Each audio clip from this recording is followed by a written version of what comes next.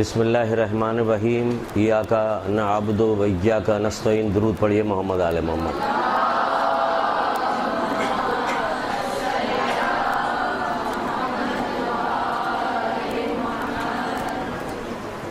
گفتگو ذکر کے حوالے سے ہو رہی ہے. کب تک چلے گا دیکھیے. بس یہ آخری کلاس ہوگی, اس کے بعد آپ لوگوں کی چھٹیاں ہو جائے گی عید کے سلسلے میں.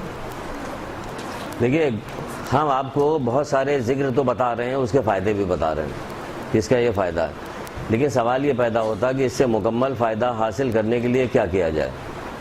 بہت سارے ذکر کیے جاتے ہیں, تو کیا اس کا مکمل فائدہ ہوتا. نماز بہت سارے لوگ پڑھتے ہیں, لیکن کیا ہوتا ہے, سارے لوگوں کی نماز کا پڑھنا جو ہے سب کو جنت میں لے کے جائے گا. جیسے کہ کہا جاتا ہے کہ نماز جنت کی کنجی ہے, نماز دین کا ستون ہے. لیکن کیا سارے لوگ جو جتنے نماز پڑھتے ہیں سب جنت پہ چلے جائیں گے؟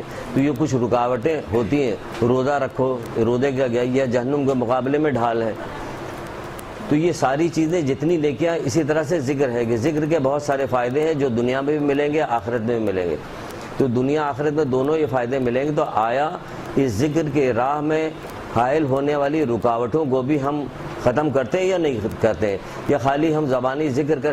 یہ وہ دعا تعویذ والوں کا وہ مسئلہ نہیں کہ انہوں نے آپ کو تعویذ پکڑا دیا, کچھ نہیں پوچھنا ہے کہ کیا کرنا ہے کیا نہیں کرنا ہے, اس کے ذریعے ظلم ہوگا, زیادتی کی جائے گی, کیا ہوگا. ان کا مقصد تو آپ کو تعویذ دینا ہے یا کوئی بات بتانی ہے اور پیسہ کمانا ہے. لیکن جب یہ اللہ رسول کی طرف سے کوئی چیز بتائی جاتی ہے تو وہ تزکیہ بھی چاہتے ہیں کہ جس کو جو چیز, جو نعمت مل رہی ہے, جو چیز مل رہی ہے, اس کے ذریعے سے اس کی کردار سازی ہو. کیونکہ دنیا ہمارے لیے آخری جگہ نہیں, یہ امتحان کی جگہ. بالآخر ہمیں یہاں سے رخصت ہونا جانا ہے, جیسا کہ مولا مشکل کشا حضرت علیہ السلام ارشاد فرماتے ہیں.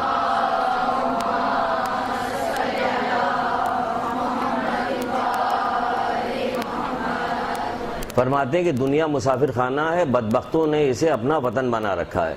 ان کو بدبخت کہا ہے جو اسے اپنا وطن بنا. ہر وقت ہمارا دل وہاں لگا ہونا چاہیے, اپنے وطن. ہمارا وطن آخرت ہے, وہاں کی فکر ہمیں کرنا چاہیے. جو لوگ وہاں کی فکر کرتے ہیں تو ان کے اعمال میں بہتری پیدا ہوتی ہے. وہ ہر وقت اس فکر میں رہتے ہیں کہ ہمیں آخرت کے لیے توشہ جمع کرنا, مال جمع کرنا, زیادہ راہ جمع کرنا. تو زیادہ یہ دنیا کی رنگینیوں میں کھوتے نہیں ہیں. گو کی دنیا بڑی, اس سے بچنا بہت ضروری ہے. کیونکہ دنیا کے بارے میں اللہ کے رسول فرماتے ہیں کہ دنیا ہاروت و ماروت سے زیادہ جادوگر ہے, یعنی کہ جادوگر دیتی ہے انسان کے اوپر. لوگ پاگل ہو رہے ہیں, آپ دیکھ رہے ہیں کہ دنیا کے پیچھے دیوانے, جبکہ اپنی آنکھوں سے روزانہ مختلف لوگوں کی دنیا کو دیکھتے رہتے ہیں کہ کیسے زوال پذیر ہو رہی, کس طرح سے ختم ہو رہے ہیں, لوگ کس طرح سے جاتے ہیں. بتایا آپ کو پہلے بھی بتایا کہ ایک دن یا اس سے بھی کم. بعض جگہ پہ روایتوں میں لکھا ہوا چھٹے امام جعفر صادق علیہ السلام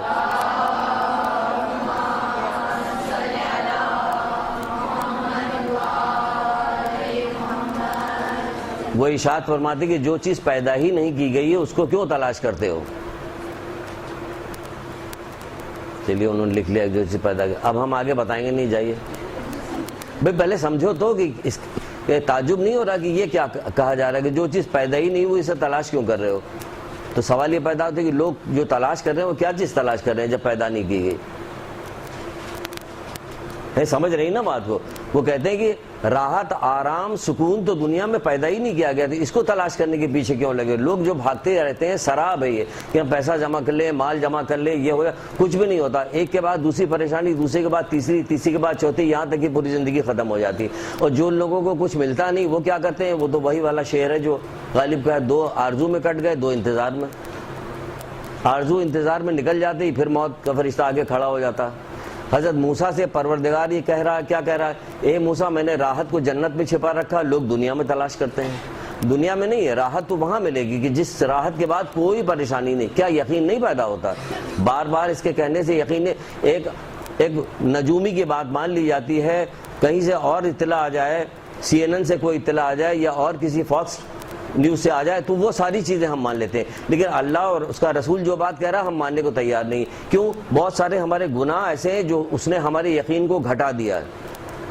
کیونکہ مولا کہتے ہیں کہ دین میں یقین سر فہرست ہے.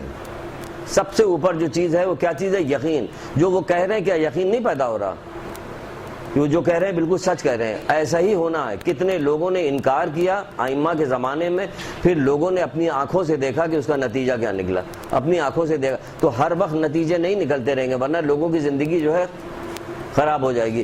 کتنے ایسے واقعات جو ہم نے اسی شہر میں اخبار کے اندر، مشہور ترین اخبار کے اندر پڑھا، قبر کے حوالے سے کتنے واقعات بیان کیے جاتے ہیں کہ وہ قبر میں سانپ بچھو تھے، اس کو لے جا کے ڈالا جا رہا تھا تو بہت پریشان ہوئے، علماء بلائے گئے کہ کیا کیا جائے کیا نہ کیا جائے، اخباروں میں آتا ہے دیکھ۔ تو یہ کوئی روزانہ تھوڑی ہوگا کہ ہر کے قبر کے اندر سانپ بچھو نکل رہے ہوں یا اژدہا کھڑا ہو وہاں پہ، تو پھر لوگ ایک دوسرے کو دفنانا چھوڑ دیں۔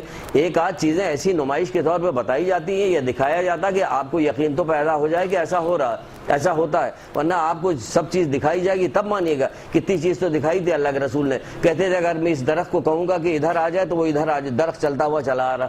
کہاں لوگ ایمان لائے؟ معجزے کی بنیاد پر کون لوگ ایمان لائے؟ مشرکین جو معجزے کی بنیاد پہ تو ایمان نہیں لے کے آئے۔ چاند کو 2 ٹکڑے کیا، کون ایمان لے کے آیا؟ کوئی بھی ایمان نہیں لے کے آیا۔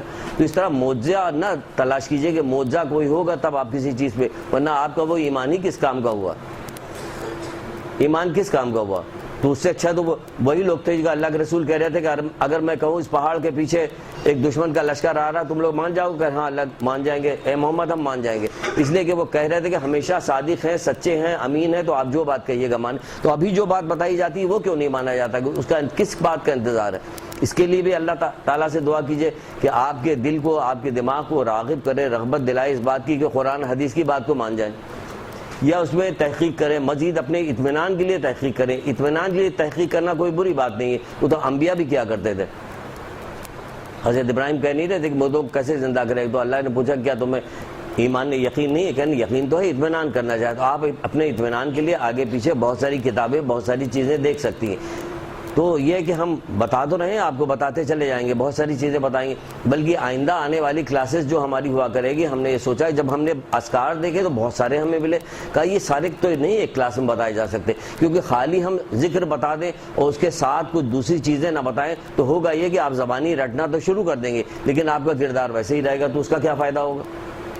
اس کا تو کوئی فائدہ نہیں ہوگا نا۔ اس لیے میں چاہ رہا تھا کہ بتاتے چلے جائیں، ساتھ میں اس کے تشریح بھی کریں اور آپ کو احتیاط بھی بتائیں تاکہ اس سے آپ مکمل فائدہ حاصل کر سکیں، کیونکہ اخلاق درست کیے بغیر کسی چیز کا مکمل فائدہ ہو نہیں سکتا، کبھی بھی نہیں ہو سکتا، کوئی فائدہ نہیں ہوگا۔ پھر یہ دنیاوی فائدے پہ مت جائیے، جو حرام کاری کے ذریعے سے فائدہ ہوتا یہ کامیابی کوئی کامیابی نہیں، جو اللہ کی نافرمانی کے ذریعے سے کامیابی حاصل کی جاتی ہے حدیثوں میں کہ یہ کامیابی نہیں، در حقیقت یہ ناکامی ہے۔ اس کا نتیجہ تو آخر میں پتہ چلے گا کہ تم جو دنیا میں کما رہے تھے، اتنا شہرت تمہیں ملی تھی، منصب ملا تھا تمہیں بہت زیادہ مال و دولت ملی تھی، یہ کامیابی نہیں تھی کیونکہ تم اللہ کی نافرمانی کر رہے تھے، تم ناچ رہے تھے، تم گا رہے تھے، تو فلموں میں کام کر رہے تھے یا اور کوئی دوسرے برے کام کر رہے تھے، تو کامیابی تو بہت ہی، شہرت تو دیکھیے کہاں بچہ جانتا ہے، لیکن کیا یہ کامیابی نہیں۔ کیوں؟ امام تو منع کر رہے ہیں کہ یہ کامیابی نہیں، کہ کیوں اللہ کی نافرمانی کے ذریعے سے کامیابی حاصل کی گئی، تو یہ کامیابی نہیں۔ بہرحال ایک درود پڑھیے محمد عالم۔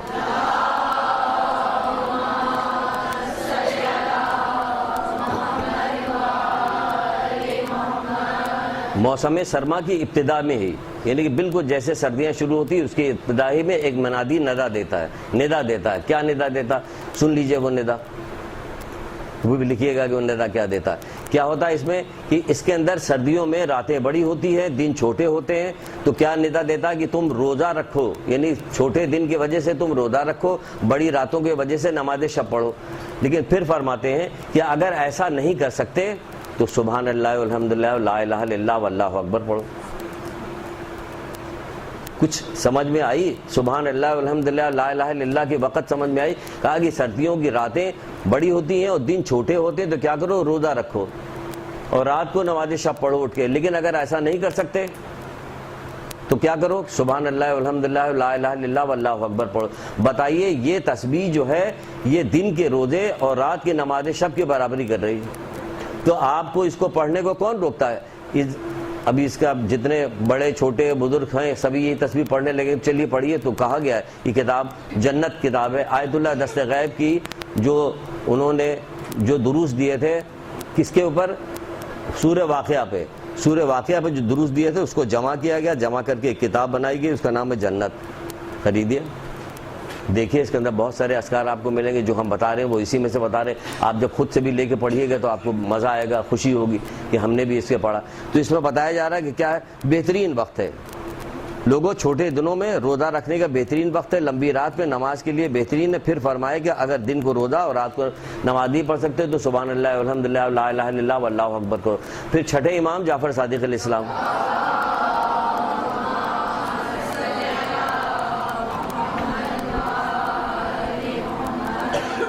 وہ کہتے ہیں کہ اگر انفاق نہیں کر سکتے ہو، گنجائش نہیں ہے، اور رات کو بیدار نہیں ہو سکتے، تو تمہیں سبحان اللہ والحمدللہ لا الہ الا اللہ و اللہ اکبر کہنے میں بخل کیوں کرتے ہو؟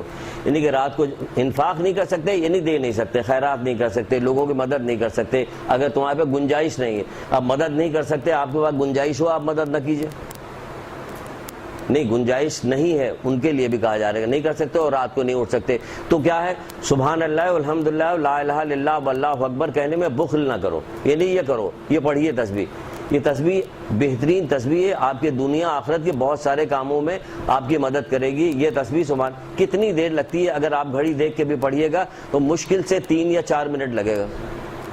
چھوٹے چھوٹے بچوں سے میں نے مطلب کہا ان سے کہ بیٹا آپ نماز پڑھنے لگی ہیں، آپ نماز پڑھتی ہیں، آپ یہ 2 تسبیح پڑھا کیجیے، درود کی تسبیح ضرور پڑھا کیجیے اور یہ تسبیح پڑھا کیجیے، عادت ڈال لیجیے، پھر ہم آپ کو آگے بتائیں گے۔ یہ دیکھیے چھوٹے بچوں کو ہی ابھی سے تربیت ہونی چاہیے، ابھی سے آپ کو معلوم ہونا چاہیے۔ اب آپ تو اس ایج پہ تو نہیں نکل گئے، لیکن اب جتنا بھی ہے، کیونکہ مومن کے بقیہ زندگی کی قیمت، یعنی کہ جو زندگی اس کی باقی رہ گئی ہے، یعنی ہماری آپ کی جو زندگیاں باقی رہ گئی ہیں، اب جو بھی ہو جس کی جتنی باقی رہ گئی، اس کے لیے مولا مشکل کشا حضرت علیہ السلام ارشاد فرماتے ہیں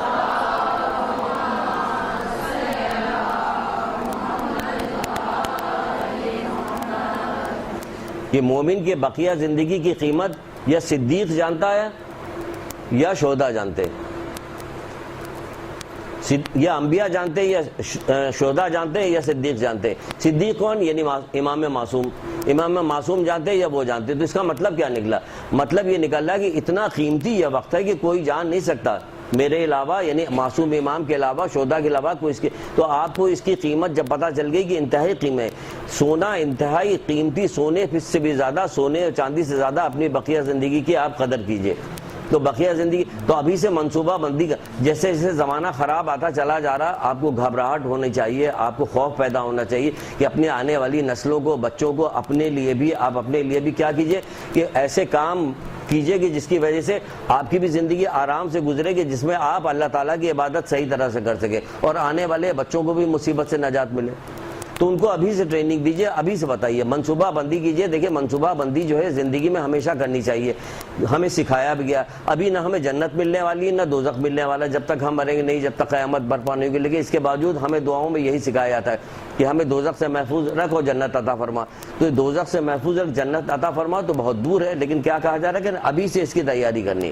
تو اسی طرح آپ کو تیاری ابھی سے کرنی ہے۔ ہر طرح کی مشکلات آپ چاروں طرف دیکھتی نہیں کہ کیسی مشکلات، کیسی پریشانیاں، کیسی خوفناک ایک دوسرے کے اندر، یہ اخلاقی تربیت نہ ہونے کی وجہ سے، یہ دینی معاملات کے بارے میں گفتگو نہ ہونے کی وجہ سے دیکھیے ہماری اخلاقیات کتنی خراب ہے۔ ابھی آگے چل کے بتائیں گے تو دیکھیے گا کیا ہے۔ تو یہ کیا کہا جا رہا ہے کہ سبحان اللہ والحمدللہ لا الہ الا اللہ واللہ اکبر پڑھو۔ پھر یہ کہا جا رہا کہ مولا کہتے ہیں کہ ہر حرف کے بدلے میں، رسول اللہ کہیں سے گزر رہے تھے، دیکھا کہ ایک بندہ ہے جو وہ درخت لگا رہا، تو پوچھا اللہ کے رسول نے کہا کیا میں اس سے تمہیں بہتر درخت نہ بتاؤں؟ تو اس نے کہا ہاں اللہ کے رسول بتائیے، کہ جو شخص سبحان اللہ والحمدللہ لا الہ الا اللہ واللہ اکبر کہتا تو ہر حرف کے بدلے میں جنت میں ایک درخت لگا دیا جاتا۔ اس کا تو پھل جو ہے یہ موسم کے ساتھ ساتھ ختم ہو جائے گا، لیکن یہ جو درخت ہوگا جنت میں لگے گا تمہارے ان کلمات کے کہنے کی وجہ سے، اس کا درخت، اس کا پھل جو ہے کبھی ختم نہیں ہوگا۔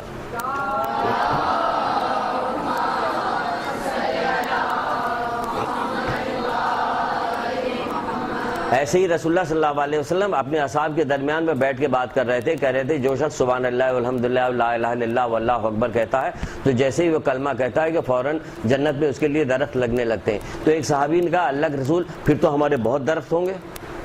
تو ان کا ہاں ہوں گے، بشرطے کہ تم انہیں جلا نہ دو۔ تو کہا کہ اللہ کے رسول اس کا کیا مطلب ہے جلا نہ دو؟ کہ ہاں جب تم کوئی گناہ کرتے ہو تو ایک شعلہ جاتا ہے تمہارے اس درخت کو جلا دیتا ہے۔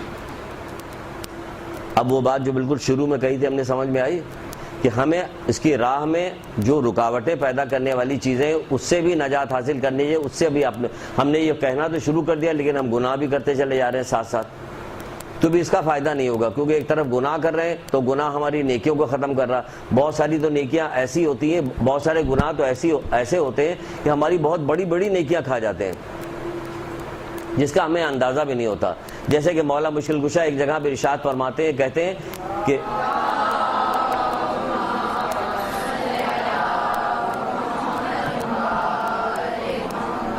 کہ مومن کو اذیت نہ پہنچاؤ ورنہ تمہاری نیکیاں ایسے اتار لی جائیں گی جیسے درخت سے چھال اتاری جاتی.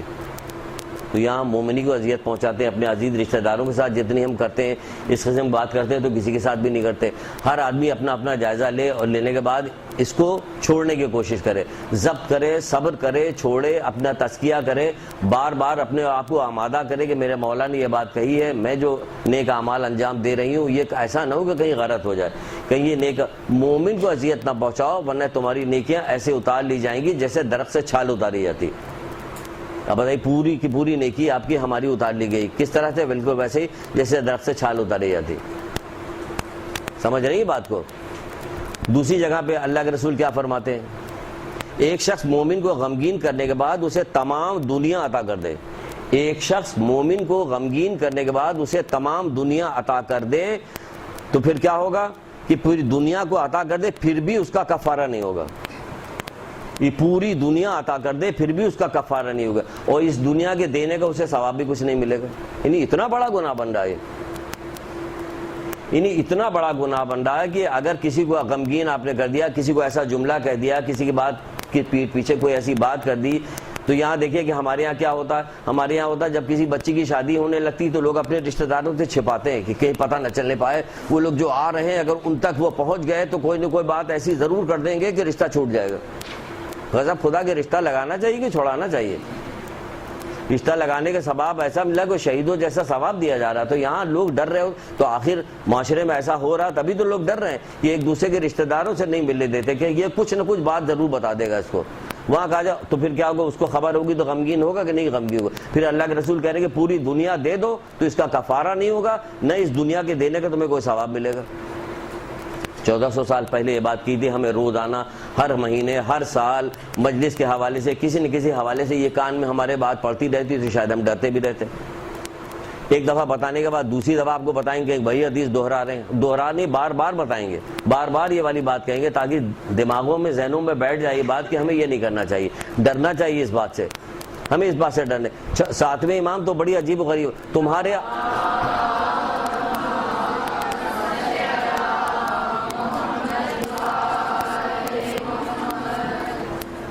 پوچھا جا رہا ہے کہ مومن کی تعریف کیا ہے. مطلب یہ کہ مومن کی تعریف بتائیے تاکہ اگر وہ تعریف میں مکمل پایا جائے تو پھر ہم اس سب باتیں رکیں، ورنہ تو ہم اس کے واٹ لگا دیں گے. جو جملہ نہیں آتا واٹ لگا دیں گے، وہ واٹ لگا دیں گے. بھائی مومن کی تعریف ہے جو علی ولی اللہ تک پہنچ جائے وہ مومن ہے. پھر اس کے اعمال ہے کہ وہ بلندی حاصل کرتا چلا جا رہا ہے کہ بہت اوپر چلا جائے. جیسے جیسے اس کے نیک اعمال بڑھتے چلے جائیں گے، جیسے جیسے اس کا تزکیہ ہوتا چلا جائے گا وہ بڑھتا چلا جائے گا. وہ ہے مومن، لا الہ الا اللہ محمد رسول اللہ علی ولی اللہ کہنے والا، جو عقیدہ رکھتا ہے 12 امام 14 معصوم کا عقیدہ رکھتا ہے، وہ کیا وہ مومن ہے. وہی مومن، اسی کو بتایا جا رہا. اور کیا یہ تو عام لوگوں کے لیے بھی منع کیا جا رہا ہے، مکروہ کراہیت قرار دی جا رہی کہ اپنی زبان کو عام لوگوں کی غیبت اور چغلی، ان کو برا بھلا کہنے. 6 امام کی روایت دیکھیے، اس طرح سے بات بیچ پہ نکلتی ہے تو بات رکتی ہے.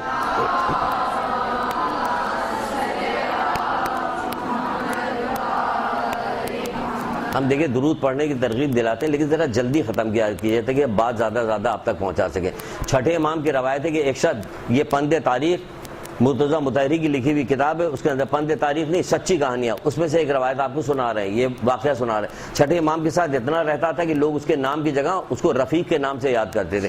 6 امام کے ساتھ ایک دفعہ چلتا چلا جا رہا تھا، اس کا غلام بھی اس کے پیچھے پیچھے تھا. کافی دیر تک مڑ مڑ کے دیکھ رہا تھا، اس بازار میں غلام نظر نہیں آیا تھا، بھیڑ میں ادھر ادھر ہو گیا تھا. جب کافی دیر کے بعد نظر آیا تو وہ غصے میں اس سے کہتا، پیچھے مڑ کے کہتا کہ حرام زادے تو کہاں رہ گیا تھا. دیکھیے جو لکھا ہوا وہ بتا رہے، حرام زادے تو کہاں رہ گیا تھا. امام فوراً متوجہ ہوئے، کہا کیا کہا تم نے؟ یہ ڈر گیا، کہہ رہے مولا یہ ایک کافرہ کا بیٹا ہے تو یہ کہ نہیں، کافروں میں بھی جو ایک شادی ہوتی ہے اس سے جو بچے ہوتے ہیں وہ حرام زادے نہیں ہوتے. میں تو تمہیں بڑا نیک و متقی پرہیزگار آدمی سمجھ رہا تھا، آج مجھے پتا چلا کہ تمہارے پاس تقوی نام کی کوئی چیز نہیں، دور ہو جاؤ مجھ سے.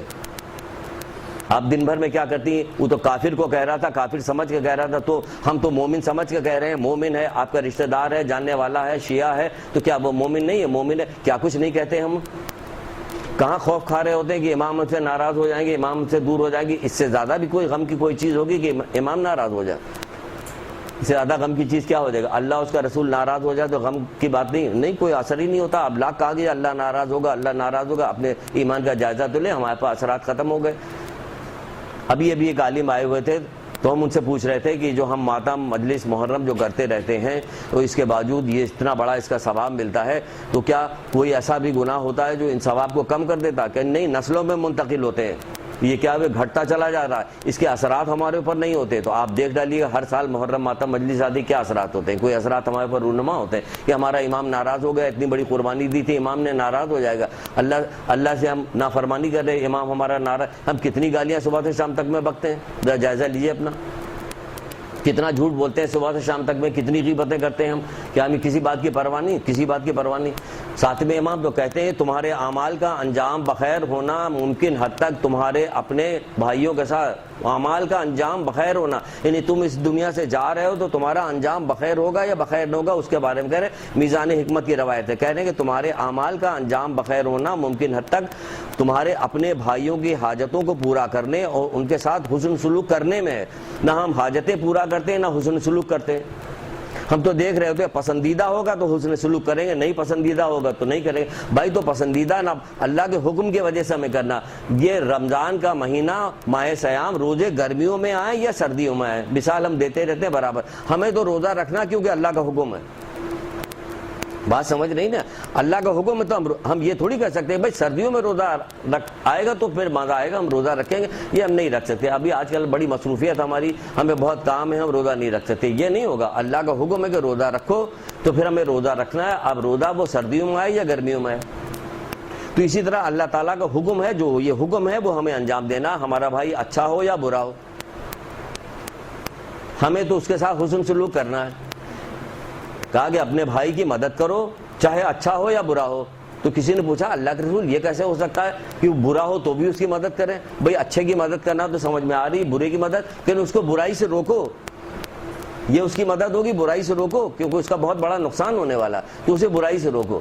یہ مطلب ہے اس کی مدد کرنا کہ اس کو برائی سے روکو. ممکن حد تک تمہارا اس کے ساتھ حسن سلوک کرنے، ورنہ تمہارا کوئی عمل قبول نہیں کیا جائے گا.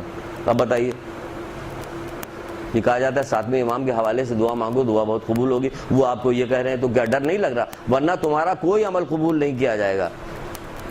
اپنے بھائیوں کے ساتھ مہربانی اور ان پر رحم کرو تو تم ہم سے آ ملو گے.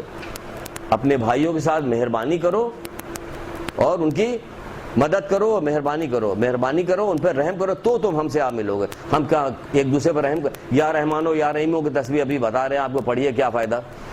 یہ کتاب ہے نا، یہ اللہ کے ساتھ تمام نام ہے، چھوٹی سی کتاب ہے، بہت کم ہدیے کی ملتی ہے. وقت نہیں تھا ورنہ ہم 25-50 لے کے آتے، کہتے کہ لیجئے جتنے آگے بیٹھے ہیں وہ سب لے لے، جو پیچھے بیٹھے رہ جائیں گے. پھر سبھی آگے بیٹھتے، اگلی دفعہ اعلان کریں گے یہی کہ جو آگے بیٹھے گا وہ لے لے گا، جو پیچھے بیٹھے گا وہ رہ جائے. نہیں تو دیں گے، دیتے، لیکن یہ اتنی ساری کتابیں کہاں سے لے کے آئیں؟ تو اس میں سارے نام یا رحمان کی الگ فضیلت لگی کہ اللہ تعالیٰ مہربان ہوگا، لوگ مہربان ہوں گے، آپ کی طرف بڑی شوق سے دیکھیں گے. 100 دفعہ جس نے پڑھا یا رحیمو جس نے پڑھا تو اس کے کام انجام صحیح طرح سے ہو جائیں گے. تو آپ نے یا رحمانوں بھی پڑھنا شروع کیا، یا رحیموں بھی پڑھنا شروع کیا. لیکن کیا کریں، دوسری طرف یہ سب ہو رہا، دوسری طرف خوب لوگوں کو تنگ کیا جا رہا ہے، اذیت پہنچائی جا رہی ہے لوگوں کو، دکھ. تو ہم آپ کو کیا تسبیحات بتائیں جو اس تسبیحات کے اثرات ہی آپ کے اوپر رونما ہوں. آپ تو اللہ تعالیٰ سے رحمان و رحیم کی بھیک مانگے کہ میرے پر رحم کر، میرے رحم کر. آپ دوسروں کے اوپر رحم کرنے کو تیار نہیں. یا رحمان و یا رحیموں کی تسبیحات تو بڑھتی چلی جا رہی، لیکن کیا ہوگا، دوسروں کے ساتھ کوئی ہمدردی، کوئی محبت آپ کو نہیں ہو رہی. تو یہ ایسا نہیں ہوگا، اس کا فائدہ نہیں ہوگا. آپ کو پورا فائدہ لینا چاہتی ہے تو پھر آپ کو دوسروں کے ساتھ بھی رحم کرنا پڑے گا. جب تک تم اپنے بھائی کی مدد کرتے رہو گے اپنے مومن، تب تک اللہ تمہاری مدد کرتا رہے گا. کہ نہیں ہمارے پاس تو بہت. یہ دیکھیں دنیا کی کسی چیز کی کامیابی کو کامیابی نہ سمجھیے گا. دنیا میں کامیابی جو ہے یہ اصل کامیابی مولا کہتے ہیں ہار اور جیت کا دن تو قیامت کا دن یہ ہار جیت کا ہے. یہاں ہار اور جیت کا دن نہیں ہے. یہاں کی کامیابی ناکامی کوئی حیثیت نہیں رکھتی. اگر کامیابی ناکامی دیکھنی تو تمام انبیاءوں کو دیکھ ڈالیے. اب تو آپ کہیے کہ سارے انبیاء نعوذ باللہ ناکام تھے. ناکام کہاں سے تھے؟ 950 سال تک حضرت نوح نے پیغمبری کی تھی. کتنے آدمی کشتی پہ سوار تھے ان کے ساتھ؟ 80 آدمی. تو کیا وہ ناکام تھے یا کامیاب تھے؟ کہاں قرآن کہتا کہ ناکام تھے؟ پتھر صبح سے شام تک ان کو پتھر مارے جاتے تھے, لہو لہان ہو جاتے تھے, گھر آتے تھے, پھر صفائی ہوتی تھی, دوسرے دن پھر جاتے تھے, کہو لا الہ الا اللہ. تو یہ دنیا کی کامیابی جو ہے یہ کامیابی نہیں ہے. نہ یہاں کی کوئی ناکامی ہے. اگر یہاں کی ناکامی اور کامیابی کو دیکھا جاتا تو ہمارے جتنے انبیاء تھے, ہمارے ائمہ تھے, وہ سب نعوذ باللہ وہ آپ کیا کہتے ہیں ان کو کامیاب ہے کہ ناکام ہے؟ اور پھر جتنے فاسق و فاجر یہ سارے لوگ ہیں, گناہگار لوگ ہیں, وہ تو سب بڑے کامیاب ہیں. تو یہ ذہن میں کس نے بٹھا دیا ہے؟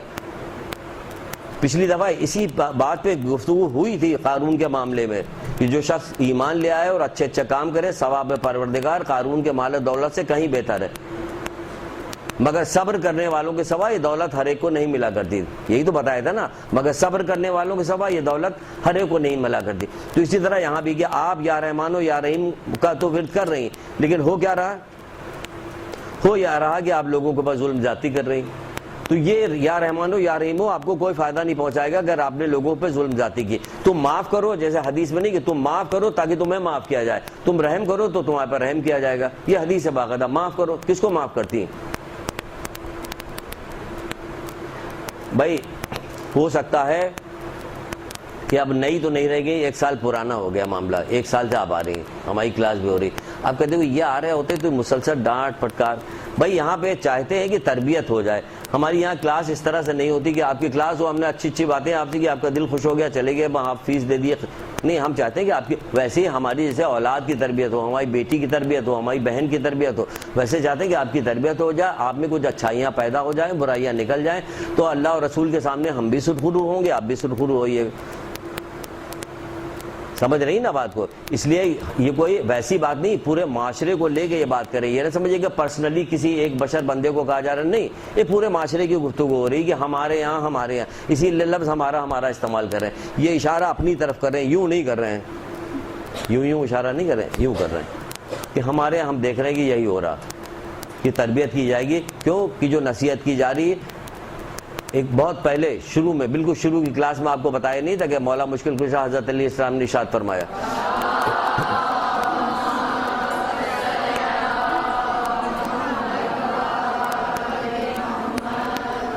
کہتے ہیں کہ آسمان سے نازل ہونے والی اشیاء میں سب سے جلیل القدر شے کیا چیز ہے؟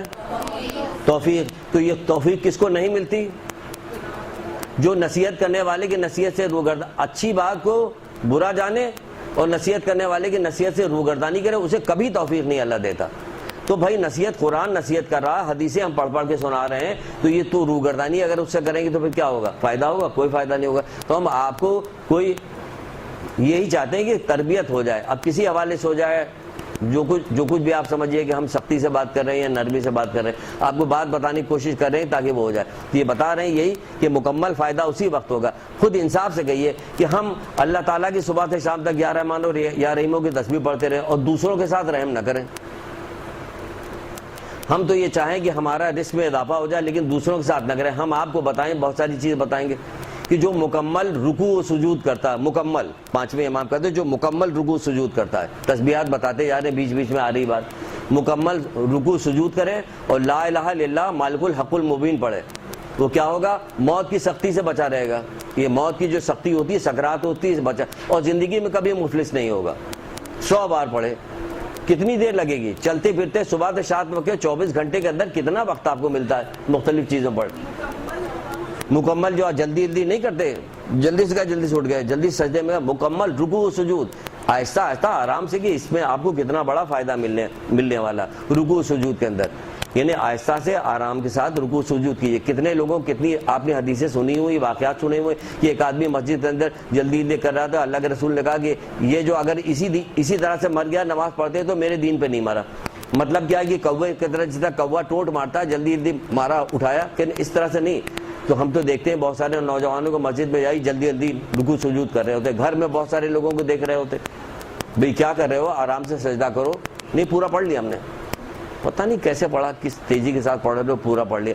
آرام سے سجدہ کیجئے, آرام سے کیجئے سجدہ. آرام سے سجدہ کرنے میں کیا حرج ہے؟ تو جس نے مکمل رکوع سجود کیا اور لا الہ الا اللہ المالک الحق المبین پڑھا, کتابوں میں لکھا ہوا دیکھ ڈالیے. آپ کو پچھلی دفعہ ایک کتاب کا نام تو بتایا تھا خریدی, اس میں بھی لکھا ہوا, اسی سے آپ کو سنا رہے ہیں اب.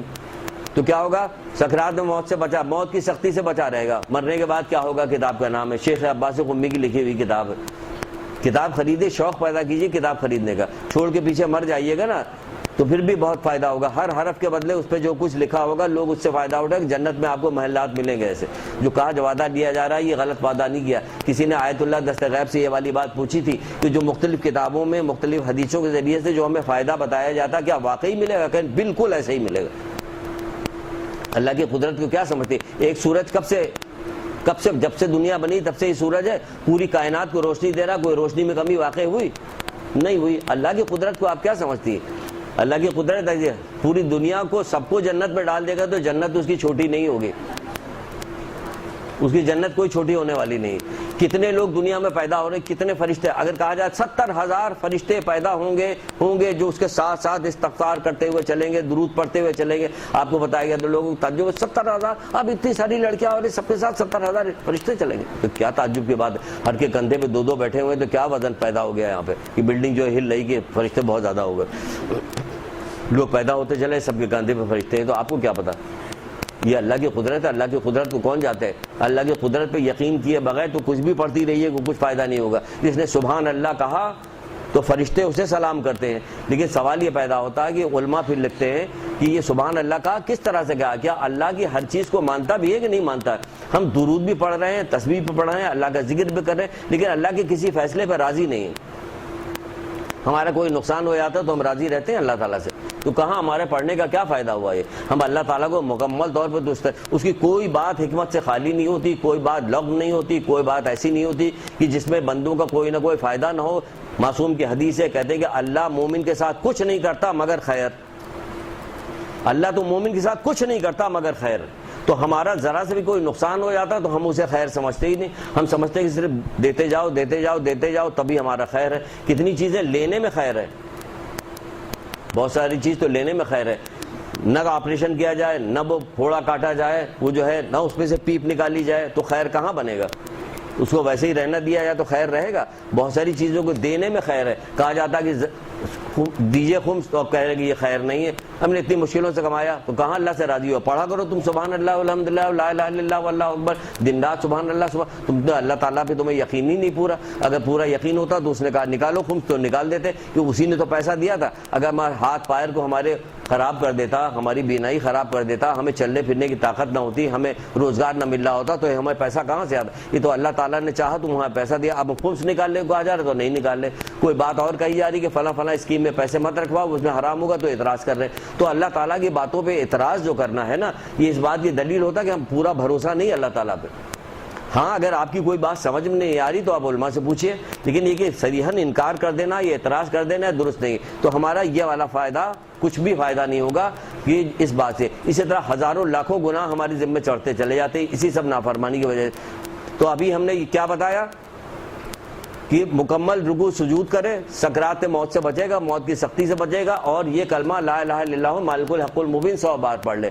اور جس نے نماز کی حالت میں صبح کی نماز کے بعد اور مغرب کی نماز کے بعد 7 دفعہ بسم اللہ الرحمن الرحیم لا حول ولا قوت الا باللہ العلی العظیم پڑھا تو 70 قسم کے بلائیات سے محفوظ رہے گا. 70 قسم کے. بعض کتابوں میں نے 10 دفعہ اسی جملے کو پڑھا تھا, تو میں احتیاط کے طور پر 10 ہی دفعہ دونوں دفعہ میں پڑھتا ہوں, صبح کی نماز میں بھی اور مغرب کی نماز میں بھی. بسم اللہ الرحمن الرحیم لا حول ولا قوت الا باللہ العلی العظیم. پھر کہا جا رہا ہے کہ جامع الاخبار کتاب میں شیخ صدوق لکھتے ہیں کہ جس نے 100 بار یہ کلمہ پڑھ لیا لا حول ولا قوت الا باللہ العلی العظیم, اسے 70,000 قسم کی بلائیں دور کر دی جائیں گی. ہمیں کیا پتا کہ بلائیں ہمارے گرد گرد 24 گھنٹہ کیسی کیسی بلائیں. ہم تو 2-4 مصیبتوں کو جانتے ہیں اور کسی کو جانتے نہیں. بھائی دیکھیں, اگر ہم مسلسل گناہ کر رہے ہیں, ہمارے ذمے کو یہ بھی ایک بلا ہے, چپک گئی ہے ہمارے, کہ جو ہم کو نیکی کی طرف جانے نہیں دیتی, ہم سے گناہ پہ گناہ کروائے. تو یہ بلا نہیں, یہ مصیبت نہیں ہمارے لیے, کیونکہ ہمارے اعمال کو خراب کر رہی, اللہ سے ناراضگی ہو رہی, جہنم میں جانے کا سبب بن رہا ہے. یہ ہماری بہت ساری جو ہماری توفیقات ہے اس میں گھٹتا چلا جا رہا ہے. یہ ساری چیزیں گھٹا رہی کیا چیز؟ یہ بلا ہے. ہم تو بلا پیسے کی کمی کو یا بیمار ہو جانے پہ یا اور کسی چیز کو بلا سمجھتے اور کسی چیز کو بلا نہیں سمجھتے, نہ کسی کو نعمت سمجھتے.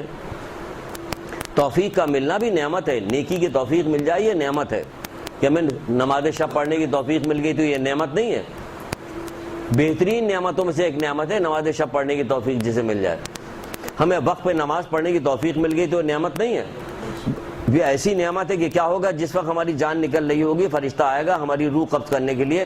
تو جس وقت بندے کی روح قبض کی جاتی چاروں طرف سے شیطان اسے گھیرے ہوتے ہیں, اسے ورغلا رہے ہوتے ہیں تاکہ کوئی برا خیال اللہ کے بارے میں یہ ناراضگی لے کے آئے, اسی وقت روح قبض کر لی جائے. اور جس حالت میں روح قبض کی جائے گی اسی حالت میں قیامت کے میدان میں کھڑا کیا جائے گا. تو جو لوگ وقت پہ نماز پڑھتے ہیں اس کا فائدہ کیا ہے؟ جو فرشتہ روح قبض کرنے کے لیے آئے وہی ہمیں تلقین پڑھائے گا اور ان شیطانوں کو ہمارے پاس سے بھگائے گا. تو اس سے بڑا فائدہ اور کیا ہو سکتا ہے کہ ہمارا انجام بخیر ہو رہا.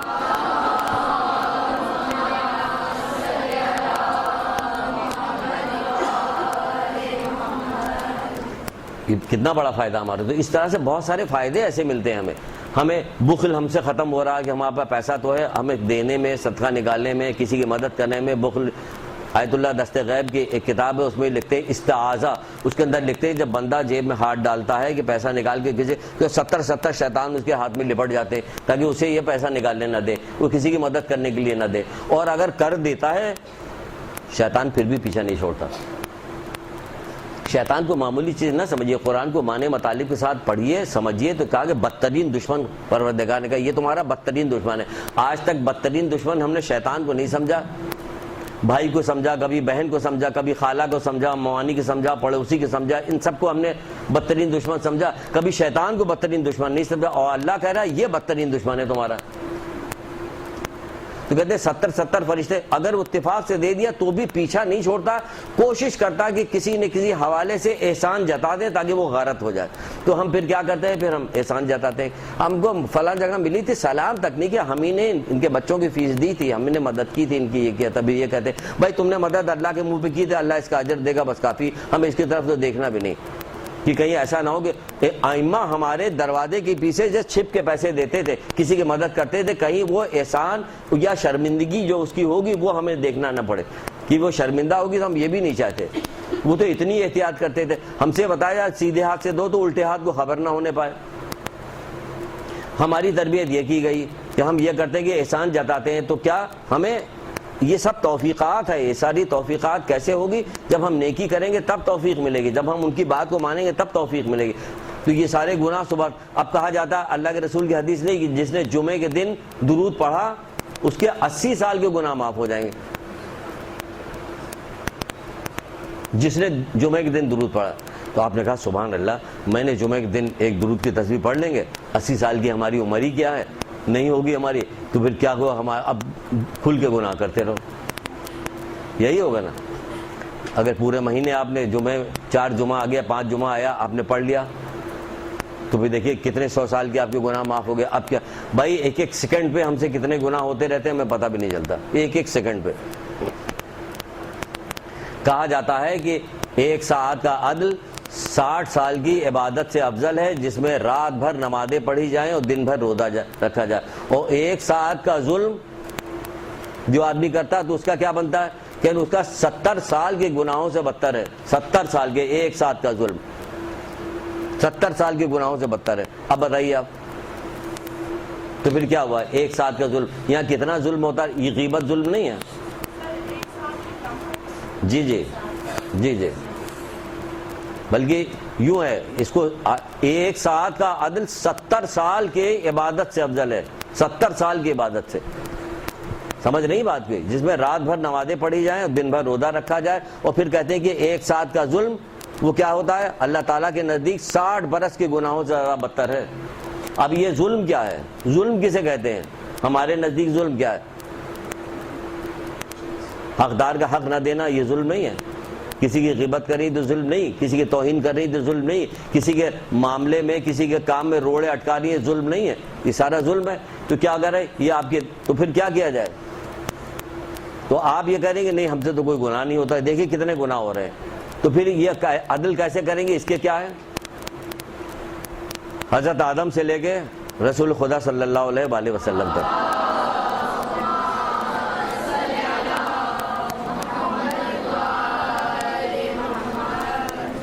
ایک کلمہ حضرت آدم سے لے کے اور رسول اللہ تک، یہاں تک کہ اللہ کے رسول نے مولا سے کہا کے بارے میں کہا کہ میں علم کا شہر ہوں، علی اس کے دروازہ.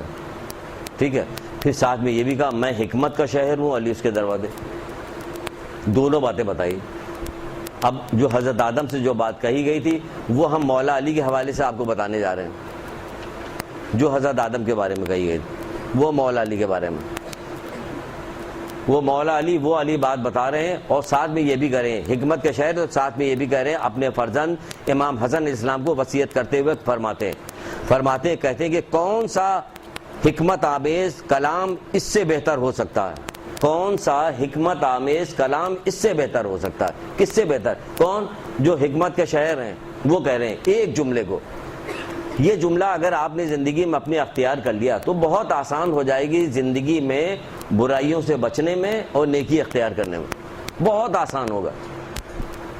ویسے کہا جائے کہ آپ عدل کیجئے پوری زندگی میں تو آپ کی مشکل پیش آئے گی. آپ کہیے گے میں کیسے عدل کروں، بڑا مشکل کام ہے، اس مسئلے میں کیا کروں، اس مسئلے میں کیا کروں، اس مسئلے میں کیا. زندگی بھر پڑھتے رہیں گے تب جا کے عدل شروع کریں گے. وہاں مولا بتا رہے ہیں کون سا ایسا جملہ حکمت کا ہو سکتا ہے جو اس سے بہتر ہو. اپنے فرزند سے فرما رہے ہیں کون سا جملہ؟ وہی جو حضرت آدم سے پروردگار نے کہا تھا. دیکھیے حضرت آدم سے چل رہی پروردگار کی بات، حضرت آدم سے چل رہی. کیا بات چل رہی ہے؟ حضرت آدم سے اللہ تعالیٰ نے حضرت آدم کو وحی فرمائی. سنیے باقی چیزیں تو آپ دیکھ لیجئے گا، لے لیجئے گا، جلدی سے کریں گے ورنہ وقت نکل جائے گا. حضرت آدم سے پروردگار نے وحی فرمایا 4 باتوں میں مکمل دانائی تیرے لیے جمع کر دوں گا. 4 باتوں میں مکمل دانائی تیرے لیے جمع کر دوں گا. 4 باتوں میں.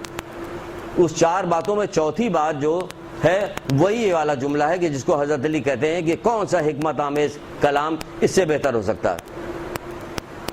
پہلی بات تو کی تھی ایک چیز جو ہے ایک کا تعلق تم سے ہے، مجھ سے ہے صرف. پھر کہتے ہیں ایک کا تعلق صرف تم سے ہے. ایک کا تعلق تم سے اور مجھ سے دونوں سے برابر ہے، اور ایک کا تعلق عوام الناس ہے، تمہارے عوام کے درمیان. یہ 4 چیزیں بتائیے. یہ 4 باتوں میں مکمل دانائی تمہارے لیے جمع کر دی گئی. تو 4 بات صرف جو چیز صرف جو ہے میرے لیے ہے وہ یہ ہے کہ تم فقط میری عبادت کرو اور کسی کو میرا شریک نہ بناؤ. یہ پہلی چیز تو پروردگار نے کہا. اور دوسری چیز کا تعلق جو تجھ سے اس کے بارے میں پتہ ہے کہ تیرا عمل کی جزا تجھے اس وقت دوں گا جب تجھے شدید اس کی ضرورت ہوگی.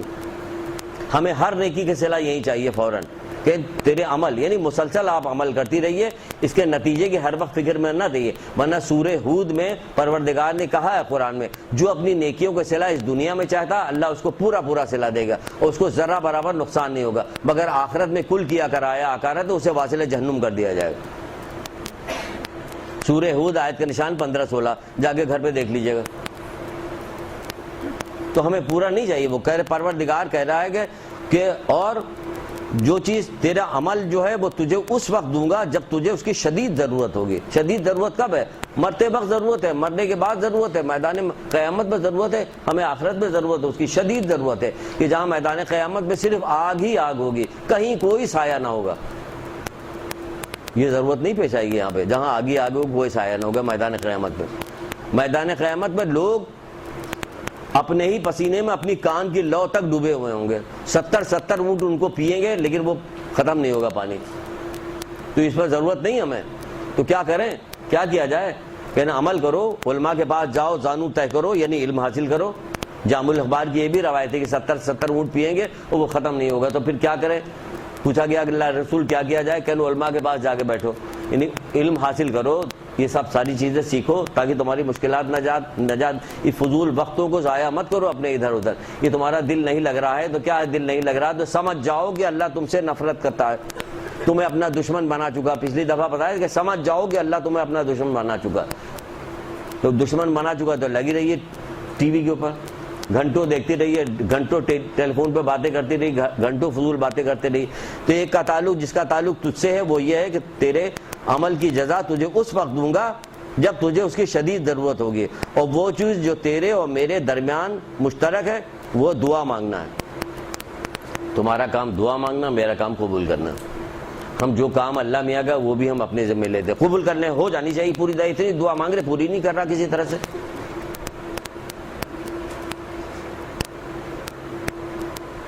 جو کام ہمیں کرنے کا وہ کر نہیں رہے, دعا کے ذریعے پورا. بھائی جو اپنا کام بھی تو کرو, پہلے بیج ڈالو, ہل چلاؤ, بیج ڈالو, اس کے بعد پھر دعا کرو کہ اللہ میاں فصل اچھی ہو. اپنا کام کر نہیں رہے, صرف دعا مانگ رہے ہیں. ایک لڑکا باہر گیا اپنا وہ دیکھنے کی رزلٹ دیکھنے, گھر میں بھاگ کے آیا تو ماں بہنیں سب بیچاریاں سب انتظار کر رہی. جیسے گھر میں داخل ہوا پوچھا کیا ہوا بیٹا, کیا ہوا؟ دعا ہوا کرتی نہیں, پوچھ رہی کیا ہوا. بھائی تم نے پڑھا نہیں سال بھر تک تو دعا ہوا کرتی نہیں, ہم جب پوچھ رہے کیا ہوا. اپنا کام کرنا, ہمیں اپنا کام کرنا ہے, اپنا کام کر کے دعا مانگنا ہمارا کام ہے. تو دعا کی شرائط بھی پوری کیجئے کہ دعا کی شرائط کیا کیا ہے. دعا کے بارے میں بھی نہیں پتا کہ شرائط کیا کیا. لیکن ایک چیز آپ کو بتائیں, صبح کے وقت دعا مانگنے کی بہت ساری شرائطیں نہ ہونے کے باوجود صبح کی نماز کے بعد جو ہے دعائیں پوری ہو جاتی. تو صبح کی نماز کو کبھی مت ترک کیجیے. یہ باقاعدہ لکھی ہوئے روایتوں میں باقاعدہ موجود ہے کہ صبح کی نماز ایک ایسی چیز ہے, فجر کی نماز یعنی رات کا جاگنا, رات کو جاگیں نماز فجر کے لیے, اول وقت جاگیں, جاگنے کے بعد اگر اس وقت تو اگر بعض شرائطیں نہیں بھی ہوں گی تب بھی دعا پوری ہو جاتی. یہاں سب سے زیادہ سونا جو ہے صبح کے وقت میں ہوتا. 90% لوگوں کی صبح کی نماز غالباً جو ہے وہ چلی جاتی ہے. اور اگر چھٹی کا دن آ گیا تو پھر تو شرطی آ جائے گی, کیونکہ رات کو دیر تک جاگیں گے. ہمارے بعض علماء باقاعدہ خادم رکھا کرتے تھے کہ صبح کی نماز کے وقت مجھے اٹھاؤ, اس کی اہمیت دلانے کے لیے کہ لوگوں کی نگاہوں میں اس کی, خود بھی جاگ جاتے تھے, کسی کو کیا پتہ چلتا ہے جاگے کہ نہیں جاگے. خادم رکھا کہ مجھے اٹھاؤ صبح کے وقت, اٹھاؤ صدقہ دو اور مجھے اٹھاؤ, صبح کے وقت صدقہ نکالو اور مجھے اٹھاؤ. ایسے تھے ہمارے بعض علماء. تو صبح کے وقت بھی بہت ساری شرطیں جو نہیں وہ بھی تمہارا کام دعا کرنا, اور جس کا تعلق میرے تمہارے اور لوگوں کے درمیان ہے وہ ہے یہ جملہ کہ کون سا حکمت آمیز کلام اس سے بہتر ہو سکتا. وہ یہ جملہ ہے جو حضرت آدم کو پروردگار نے بتایا تھا اور رسول اللہ صلی اللہ علیہ وسلم تک آیا اور حضرت علی علیہ السلام تک آیا.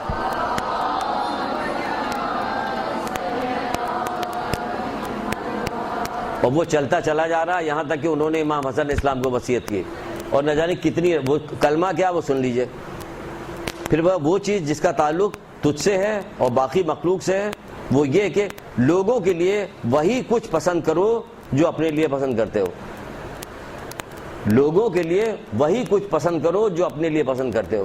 یہ کلمہ ایسا کلمہ ہے, یہ جملہ ایسا جملہ ہے کہ اگر اس کو آپ نے گرہ باندھ لی تو بہت ساری نیکیاں آپ حاصل کر لیں گی, بہت ساری برائیاں آپ سے چھوٹ جائیں گی. لوگوں کے لیے وہی کچھ پسند کرو جو اپنے لیے پسند کرتے ہو. بات سمجھ میں آ رہی ہے؟ اگر کیا لوگوں کے لیے وہی کچھ پسند کرو جو اپنے لیے پسند, تو کیا کیجیے گا؟ اس میں کیا چیز سمجھ میں آ رہی؟ آپ نیلا رنگ پسند کرتی ہے, لوگوں کے لیے بھی نیلا رنگ پسند کیجیے گا. آپ جو ہے وہ سبزی کھانا پسند نہیں, یہ مطلب نہیں ہے. لوگوں کے لیے اچھائی برائی, اپنی غیبت پسند کرتی نہیں. آپ چاہتی ہیں کہ آپ نے جو بات کی اس کی چغلی کھائی جائے نہیں. آپ چاہتی ہیں کہ آپ کو محفل میں ذلیل کر دیا جائے نہیں. آپ چاہتی ہیں کہ آپ کے حق میں کوئی غائبانہ طور پہ ایسا کام کرے کہ جس سے آپ کا کوئی نقصان ہو جائے نہیں. تو یہ ساری چیزیں جو نہیں ہیں, تو جو آپ اپنے لیے پسند نہیں کرتی وہ دوسرے کے لیے کیوں پسند؟ آپ دوسروں کے لیے وہ کام نہ کیجئے.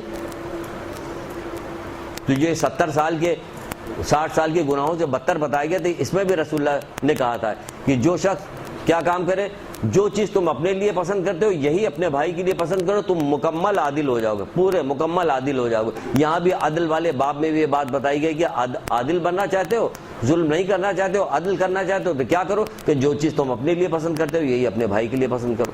تو کیا ہوگا؟ تم مکمل عادل ہو جاؤ گے. پھر فرمایا, دیکھیں کئی ایک روایتیں, بے شمار روایتیں اسی ایک کلمے کے اوپر ہے. یہ مجھے بہت اٹریکٹ کرتا تھا ہمیشہ. میں سوچتا رہتا کبھی کہیں کوئی وقت آئے گا کہ بتا سکوں میں. تو یہ دیکھیے یہ وقت آ گیا آج کی اس کلاس میں کہ کہاں 4-5 یعنی کتنی جگہ پڑھا, 4 جگہ سے نکال کے لے کے آیا ہوں میں آپ کے لیے کہ 4 جگہ تو آپ کو یہی بتائی دیتا ہوں. مولا علی نے امام حسن اسلام کو وصیت کرتے ہوئے یہی کلمہ کہا. کیا کہا کہ کون سا حکمت آمیز کلام جو اس سے بہتر ہو سکتا ہے کہ تم جو اپنے لیے پسند کرتے ہو وہی دوسروں کے لیے بھی پسند کرو, اور جو اپنے لیے ناپسند کرتے ہو یہی دوسروں کے لیے بھی ناپسند کرو. یہ جملہ حضرت علی علیہ السلام نے کہا. پھر ایک جگہ پہ ہے کہ کہا ایمان کامل. ایمان کامل کے بعد میں اور مکمل افضل ترین ایمان میں بھی یہی 2 حدیثیں موجود ہیں الگ الگ. میزان حکمت کی روایت میں کہا جا رہا ہے کوئی بندہ مومن اس وقت تک مومن نہیں ہو سکتا، کوئی بندہ اس وقت تک مومن نہیں ہو سکتا جب تک کہ لوگوں کے لیے اچھائی کی اسی بات کو پسند نہ کرے جسے وہ اپنے لیے پسند کرتا ہے۔ دیکھیے کہاں کہاں آ رہی ہے جملہ، کہاں کہاں یہ بات آ رہی ہے، وہ کتنا بہترین اصول آ رہا کہ اگر آپ انتہائی کہا جائے کہ کوئی بھی کچھ بھی نہیں پڑھا لکھا آدمی ہے، اس کو بھی یہ جملہ یاد کرا دیجیے تو کہے گا ہاں تو بہت آسان ہے، عدل کرنا بہت آسان ہو گیا کہ جو چیز میں اپنے لیے پسند کرتا ہوں یہی دوسروں کے لیے پسند کروں گا، کوئی مسئلہ ہی نہیں ہے ایسے اس کے لیے۔ تو کوئی بندہ اپنے لیے نقصان نہیں پسند کرے گا تو آپ دوسروں کو بھی نقصان مت چاہیے، کون چاہے گا؟ پھر دوسری جگہ کہتے ہیں، یہ تو رسول اللہ کی حدیث تھی کہ کوئی بندہ اس وقت تک مومن نہیں ہو سکتا جب تک کہ لوگوں کے لیے اچھائی کی اسی بات کو نہ پسند کرے جو اپنے لیے پسند کرتا ہے۔ پھر مولا مشکل کشا حضرت علی نے بھی فرمایا اسی بات کو،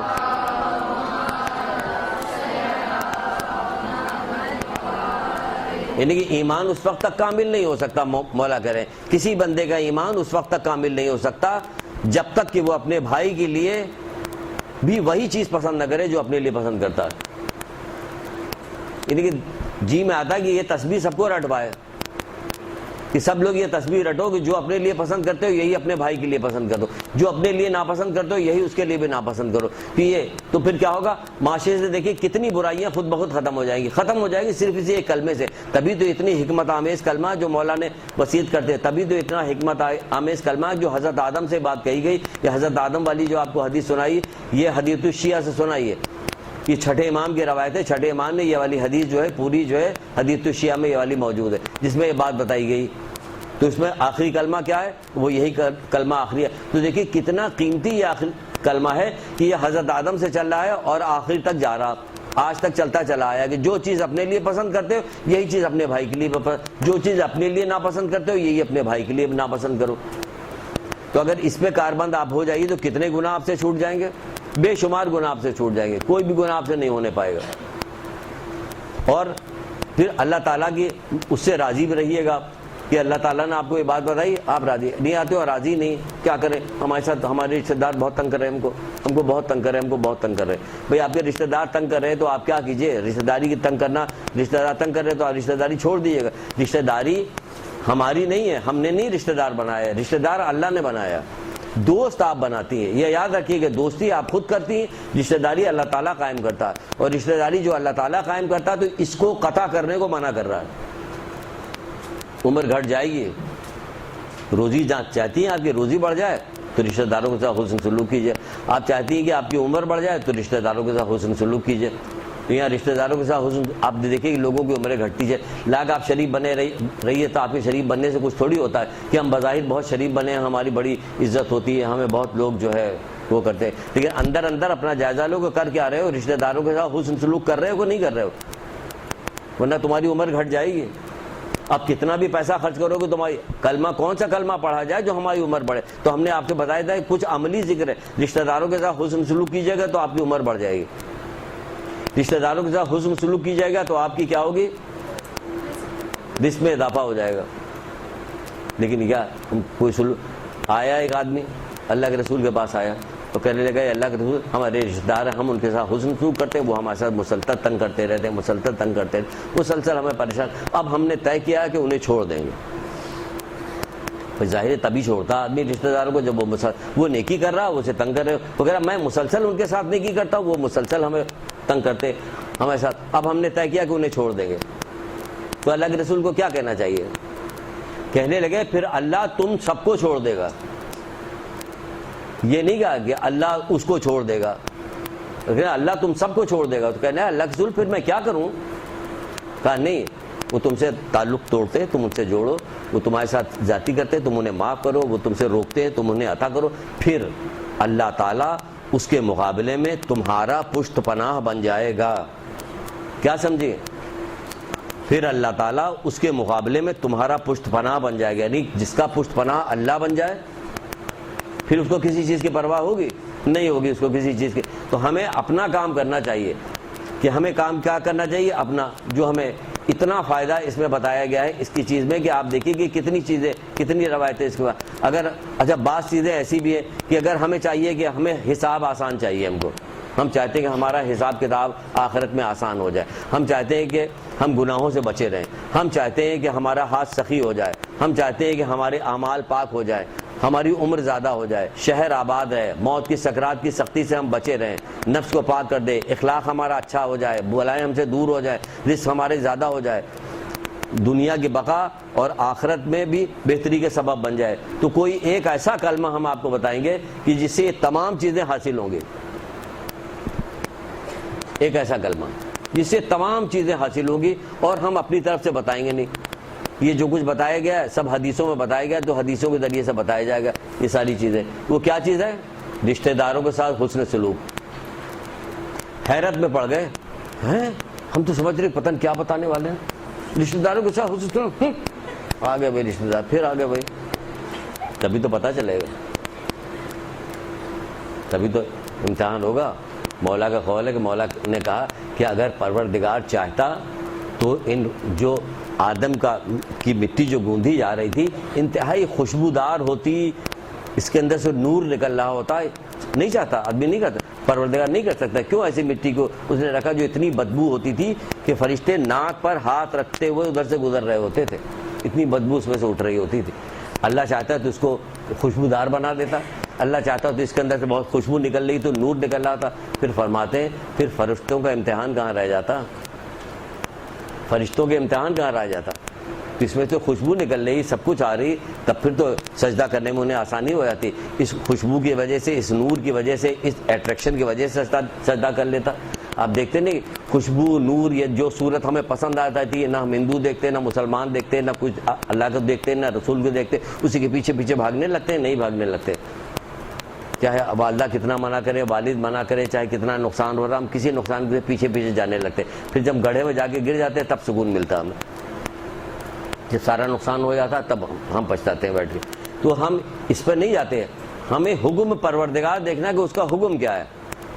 یہی ہے اصلی بندہ جو اس نے حکم دیکھا کہ رشتہ داروں کے ساتھ اس نے یہ سب کام حسن سلوک کرنے کو کہا، تو اب ہمیں کرنا ہے. اب مزہ تو یہی کہ جتنے خراب رشتہ دار ہوں گے تو ان کے ساتھ بھی حسن سلوک کریں، تبھی تو ہم پتہ چلے گا ہم کیسے بندے، اللہ کے فرما بردار بندے.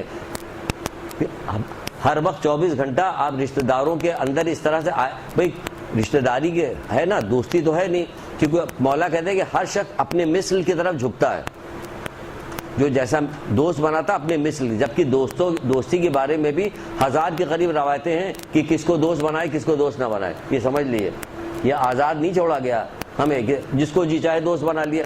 1000 کے قریب روایتیں ہیں کہ دوست کس کو بنائے. یہاں پہ سر عابد کی کتاب بھی ہے کہ دوستی کے حوالے سے، اس میں بھی دوستی کی بہت ساری چیزیں بتائی گئی کہ کس سے دوستی کرے کہ ویسا الگ سے بھی ہزاروں کی تعداد میں حدیثیں ہیں دوستی کی. اور اتنا اہم ترین یہ باب ہے کہ کربلا میں مولا نے حبیب ابن مظاہر کو بلا کے بتا دیا کہ دیکھو دوست کیسا ہونا چاہیے. ہم نے 1,24,000 انبیاء کو دین کو بتایا، اس دین کے اندر دوستی بھی ایک چیز شامل ہے.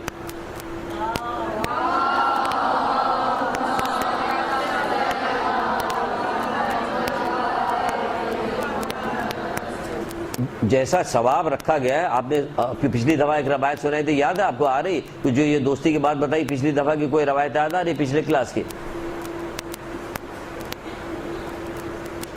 ارے ریویژن کیا کیجئے، گھر جا کے دیکھا کیجئے. ہم ایک سانس میں سب کچھ بولتے چلے آ رہے ہیں کہ سننے والے بھی پریشان ہو رہے ہوں گے، کیا کریں، رک رک کے بولیں، دھیرے دھیرے بولیں، آہستہ آہستہ بولیں. تو اس کی وجہ پچھلی دفعہ ہم نے سنائی تھی ایک چیز، کتنی بڑی چیز تھی وہ، جس سے اللہ کے لیے دوستی کی گئی، اس کے چہرے پہ نگاہ ڈالنا بھی عبادت ہے. یہ اتنی بڑی چیز ہے یا نہیں ہے؟ کیا پچھلی دفعہ نہیں لکھا تھا؟ اللہ کے لیے جس سے دوستی کی گئی ہو، جس سے اللہ کے لیے جسے دوست بنایا گیا، اس کے چہرے کی طرف نگاہ ڈالنا بھی عبادت ہے. خانہ کعبہ کے چہرے کو دیکھنا عبادت ہے، یہاں اللہ کے لیے جس سے اس کی طرف دیکھنا عبادت. اتنی بڑی چیز ہے دوستی. دنیا میں بہت بڑی شے مل گئی، بہت بڑی خیر اس کو مل گئی جس کو کسی اللہ تعالیٰ نے جسے ایک اچھا دوست دے دیا، صالح دوست دے دیا. یہاں صالح دوستی کرنے کی چیز تیار ہوتی ہے، جو ہنسی مذاق بہت کرتا ہو، لوگوں باتیں بہت زیادہ کرتا ہو، فضولیات اڑاتا ہو، اس کے ساتھ مزہ آتا ہے کہ بہت مزہ آیا، خوب سب کی نقل اتار رہا تھا. کہ نقل اتارنا، لوگوں کی نقلیں اتارنا، لوگوں کی سے ایسی باتیں کرنا کہ کسی کا مذاق اڑایا جا رہا ہے، اس کو معمولی بات سمجھ رہی کہ مومن کا مذاق اڑانا کیسا، مومن نقل اتارنا کیسا. یہ سب بری باتیں ہمیں اس کے ساتھ مزہ آ رہا ہوتا.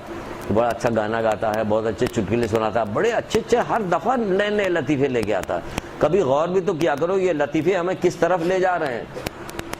یہ یاد رکھیے گا, معاشرے میں بدترین دشمن ہے تمہارا شیطان. یہ دیکھیے شیطانی لوگ جو ہیں لطیفوں کے ذریعے سے بھی ہمارے اندر کیا کر, بظاہر آپ ہنسیے گا لیکن کیا اس کے مثلاً ایک لطیفہ سنا رہے ہیں آپ کو, لیے دیکھیے ہم خود ہی سنانے جا رہے ہیں آپ کو, لیکن نہیں ہم آپ کو مثال کے طور پہ سنا رہے ہیں کہ ہوشیار رہیے گا لطیفوں سے بھی, کہ یہ لطیفے در حقیقت ہمارے اندر برائی منتقل کر رہے ہوتے, ایسے لطیفے بنائے جاتے. ایک پرنسپل صاحب تھے, وہ کہیں تالاب میں ڈوب رہے تھے, تو کچھ بچے اسکول کے کھڑے ہوتے, بجائے اس کے کہ ان کو جا کے بچاتے, وہ شور مچا رہے تھے کہ کل چھٹی ہے. اس سے کیا چیز ظاہر ہو رہی, یعنی یہ استاد کی وقت ظاہر ہو رہی. اس سے بس لوگوں نے ہنسنا شروع کر دیا لطیفہ سننے کے بعد کہ ہم ہنس رہے, ہنسی آ بھی رہی تھی, واقعی ہنسی آ رہی کہ وہ کل چھٹی ہے. بھائی تم آواز لگاؤ کہ کوئی بچائے بچائے, خود کوشش کرو بچانے کی, کہہ رہے کل چھٹی ہے کل چھٹی. اس طرح سے نہ جانے آپ بچوں والے جو میگزین آتا اس کے اندر دیکھیے کتنے ایسے لطیفے بنتے ہیں جو علم سے دور کرنے کے لیے ایسی لطیفے بنائے جاتے ہیں جس سے علم سے دوری پیدا ہو جائے. تو بہت خوش ہوتے ہیں کہ ہم نے تو بہت اچھا لطیفہ بنایا, بہت سب کو مزہ آ رہا ہے, بہت ایسا ہو رہا ہے, وہ علم سے دور کیا جا رہا ہے, علم کے خلاف بات ہو رہی ہے ساری. تو اس طرح کے لطیفے جو بنائے جاتے ہیں کبھی لطیفوں بھی غور کیا کیجیے, اور فوراً سننے کے بعد ٹھیک ہے ہنس دیے کہ ہنسی آ گئی عجیب سی بات تھی, لیکن فوراً تبصرہ کیجیے کہ لیکن یہ خلاف ہے, غلط ہے. یہ غور کیجیے گا تو پتہ چلے گا غلط ہے. کوئی ایک بچے, کچھ بچے نہیں پڑھتے تھے تو ماں باپ بڑے پریشان تھے, ایک ٹیچر آئے کہ میں انہیں پڑھاؤں گا, آپ دیکھیں کہنا اچھا چلو اس سے اچھی, وہ باہر لے گیا, ان کو کہا اور چلو پارک چلتے ہیں, وہ پارک لے کے گئے, کہا یہ اچھا ہے ماسٹر کہ ہمیں پارک, خوب کھیل کود کرنے لگا, کہ باپ تھک گئے ہو گے, آؤ ہم تمہیں ٹرافیاں دیتے ہیں, ٹرافی دی گئی, یہ تم لے لو, یہ تم لے لو, تمہیں بتاؤ ہم نے کتنی کا ٹرافیاں دی. تو پیچھے سے دوسرا بولتا نکل لو, یہ پڑھانا چاہ رہا کھیل کھیل میں, یعنی کھیل کھیل میں بھی نہیں پڑھیں گے. کیا پڑھائی سے نفرت, ہمارے یہاں پڑھائی کے, اور آپ دیکھ لیجئے حقیقت یہ کہ پڑھائی سے نفرت پیدا ہو گئی کہ نہیں پیدا ہو گئی. کسی کو گھر میں, آپ نے انصاف سے بتائیے, گھر میں آپ نے دیکھا کسی ماں باپ کو ہاتھ میں کتاب لیے ہوئے پڑھ رہا, دادی کو دیکھا, دادا کو دیکھا, ماموں کو, خالو کو, والدہ کو, کسی کو دیکھا کہ ہاتھ میں کتاب لیے ہوئے پڑھ رہا. تم اس وقت تک خوش نصیب نہیں بن سکتے. جان لو کہ تم علم کے ساتھ ہی خوش نصیبی حاصل کر سکتے ہو. مولا جان لو تم علم کے ساتھ ہی خوش نصیبی حاصل کر سکتے ہو. تو یہ خوش نصیبی ہماری والدہ حاصل نہیں کرنا چاہیں گے, والد حاصل نہیں کرنا چاہیں گے, اور دوسرے عزیز رشتہ دار, جان لو کہ تم علم کے ساتھ ہی خوش نصیبی حاصل کر سکتے ہو. اللہ تعالیٰ خوش نصیب لوگوں کے علم کا الہام کرتا ہے اور بد نصیب لوگوں کو اس سے دور رکھتا ہے. مولا کہہ رہے ہیں خوش نصیب لوگوں کو علم کا الہام کرتا ہے, وہ علم حاصل کرنے کا شوق, بد نصیب لوگوں کو اس سے دور رکھتا. کہاں علم حاصل کی جا رہی ہے, کہاں کوئی تفسیر, قرآن کی تفسیر کہیں پڑھی جا رہی ہے, کتنی آسان تفسیر تو آئی ہوئی, دل ہی نہیں لگے گا اس کا پڑھنے میں. میزان حکمت جو ہے کتاب آئی ہوئی, کوئی خریدتا پڑھے گا. تفسیر نمونہ کوئی خرید کے پڑھ رہا, کسی گھر میں تفسیر نمونہ ہے کہ وہ پڑھ رہا, کسی گھر میں شیخ عباس قمی کی کتاب مرنے کے بعد کیا ہوگا, تو حرفت کی ضرورت ہے, حرفت کو چاہیے, کوئی بیٹھ کے پڑھ رہا. جنت کتاب جو آئی, کون جنت میں نہیں جانا, آیت اللہ دست غیب کی کتنی بہترین کتاب ہے جنت, سورہ واقعہ کی پوری تفصیل اس کے اندر بیان, کیسے کیسے واقعات, کیسی کیسی چیزیں اس کے اندر بتائی گئی, جو آپ اگر پڑھیے گا تو آپ کو مزہ آئے گا, خوشی ہوگی. روزانہ آپ کے اندر ایک کیفیت پیدا ہوتی جا رہی ہے, ایک نیکی پیدا ہوتی جا رہی, دنیا بھی آسان ہوگی, آخرت بھی آسان ہو رہی ہے, دونوں کو فائدہ مل رہا ہے. کہاں شوق ہے, نہیں شوق دلائے گا کیا, دھیرے دھیرے دور کیا گیا, ہم دور ہو گئے. ہم باہر کے یورپین مفکرین کہتے ہیں کہ ہمیں حیرت ہے مسلمانوں کے اوپر, مسلمانوں پہ حیرت ہے. کیا حیرت ہے کہ ان کے نبی نے کیسی کیسی بات علم حاصل کرنے کے بتائی, اس کے باوجود مسلمان جاہل ہے. اس کے بعد 3 حدیثوں کو اس نے حوالہ بھی دیا, جس میں سے شاید مجھے 2 یاد ہے. کہا ایک تو وہ کہہ رہے کہ علم حاصل کرو چاہے چین جانا پڑے, مطلب یہ کہ چاہے کتنی دشواری ہو لیکن علم حاصل کرو. یہاں تو آسانی آسانی, کہاں علم حاصل ہو رہا. ماں کی گود سے قبر تک علم حاصل کرو. اتنی اہمیت ہے کہ اب کوئی گنجائش نہیں رہ جاتی کسی انسان کے لیے. ماں کی قبر پہلی جگہ ہے اور آخری جگہ کا قبر, تو بیچ میں تو کوئی جگہ ہی نہیں بچتی. اتنی علم حاصل کرنا پھر بھی نہیں حاصل کیا جاتا. کتنی ایسی حدیثیں, کتنی شروع کی آپ کی کلاس میں ہم صرف علم ہی کے بارے میں بتایا کرتے ہیں. دیکھیے علم حاصل, کتنی آپ کو علم کی حدیثیں یاد ہوئی. بے شمار بڑی بڑی کتابیں صرف علم کے اوپر موجود ہے کہ صرف علم کیا کرنا چاہیے. اگر تمہیں علم کی حقیقت کو پتہ چل جائے تو تم گہرے سمندروں میں چھلانگ لگا دو, اپنے جگر تک کا خون تک باہر ڈالو. یہ علم کے بارے میں کہا جا رہا. کہاں علم اتنا, ہر مسلمان مرد عورت پہ فرض ہے کہ وہ علم حاصل کرے. اللہ جب کسی بندے کے ساتھ خیر بھلائی کرنا چاہتا, خیر چاہتا, کیا کرتا ہے, اسے علم دین کی توفیق دیتا. ہم جب کسی کے ساتھ خیر بھلائی دیکھنا چاہتے ہیں تو کیا دیکھتے ہیں, ہماری بیٹی کو परवरदिगार ने हाथ पकड़ लिया हमारी बेटी, क्या हो गया तुम्हारी बेटी के साथ, क्या हो, एयर होस्टेस लग गई है यहाँ, ये या खैर ये समझाया गया, क्योंकि लतीफ़े और ड्रामे और फिल्मों में जो चीज़ बताई जा रही वो किरदार कुशी की जा रही है। जब भी गौर कीजिए वो किरदार कुशी की जा रही है। आपको कभी भी बैठ के एक दफ़ा नहीं, मैं क्यों कहूँ भैया एक दफ़ा देख लें, ये गुनाह मेरे दिल में आ जाएगा, मैं तो ये कहूँगा नहीं। लेकिन ये आप देखिए सिर्फ किरदार कुशी हो रही है, लोगों को ख़राब बनाया जा रहा है, कोई काम नहीं सिखाई जाती, अच्छी तबाह कर रहा है, माशरा बर्बाद होता चला जा रहा है। ड्रामों के, फिल्मों, टीवी के जरिए से सब खराब हो रहा है। जब जिधर तुम निगाह उठाओगे देखोगे कि गुमराह करने के सामान मजबूत हो चुके हैं। नहजुल बलागा हज़रत अली साहब, गुमराह करने के सामान कितना मजबूत है कि बड़े बड़े हुक्मरान नहीं लड़ पा रहे हैं मीडिया से। आप लड़िए, कैसे लड़िएगा? अपनी किरदार साजी कीजिए, पहले अपने आप को आप ठीक कीजिए, जो चीज़ आप अपने लिए पसंद करती हैं यही अपने अजीज, रिश्तेदार, भाई बहन, मोमिन, हर के लिए, सब के लिए यही आप पसंद कीजिए। आपके अंदर खुद ही देखे कितने फ़र्क पैदा हो जाएगा, आपके अंदर फ़र्क पैदा हो जाएगा। आप नहीं चाहती कि आपके साथ कोई ज़बान दराजी करे, आप नहीं चाहती कि कोई आपको बुरी बुरी बात कहे, गालियाँ बक्के आपको दुश्मन दराजी करे, तो बस आप किसी के साथ खुद भी ना कीजिए, किसी को चीख के बात ना कीजिए, किसी को गुस्से में बात ना कीजिए, सब क्या, क्योंकि आप अपने लिए पसंद नहीं करते। और फिर क्या कीजिए, लेकिन आपके साथ हो रहा तो आप सब्र कीजिए। क्यों सब्र कीजिए? क्योंकि हमें इन तमाम चीज़ों का फल लेना, सब्र इसलिए करना कि तमाम चीज़ों का फल लेना। तो फिर क्या बताया जा रहा है रिश्तेदारों के साथ कि इसमें एक आध हदीस, जो इतनी सारी चीज़ें आपको गिनाई, एक आध हदीस भी सुना देते। सिले रहमी आमाल को पाक करती है, मालों को बढ़ाती है, बलाओं को दूर करती है और उम्र को ज़्यादा करती है।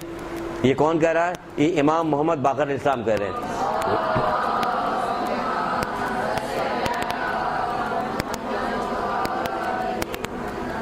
दो तीन हदीस सुनिए जल्दी जल्दी, ताकि वक्त बहुत कम हो रहा है। ये कौन सा अमल है? ये वो अमल है जो हमारे कितने काम कर रहा है, ये काम कर रहा है। एक ही हदीस के अंदर देखिए क्या, माल को बढ़ा रहा, हमारे बलाओं को दूर कर रहा, हमारी उम्र को ज़्यादा कर रहा है। क्या? सिले रहमी। वाजिबी सिले रहमी कीजिए, ज़्यादा घुसने की कोशिश मत कीजिए। दोस्ती और रिश्तेदारी में फ़र्क होता है, ये हम आपको समझा दे, बता दें। रिश्तेदारी तभी मौलाना का बहुत सारी रवायतें कि रिश्तेदारों से दूर दूर रहो। भाई उनको ज़रूरत पेश आए और आप ज़रूरत उनकी पूरी कर सकती तो आप जाके ज़रूर ज़रूरत पूरा कीजिए।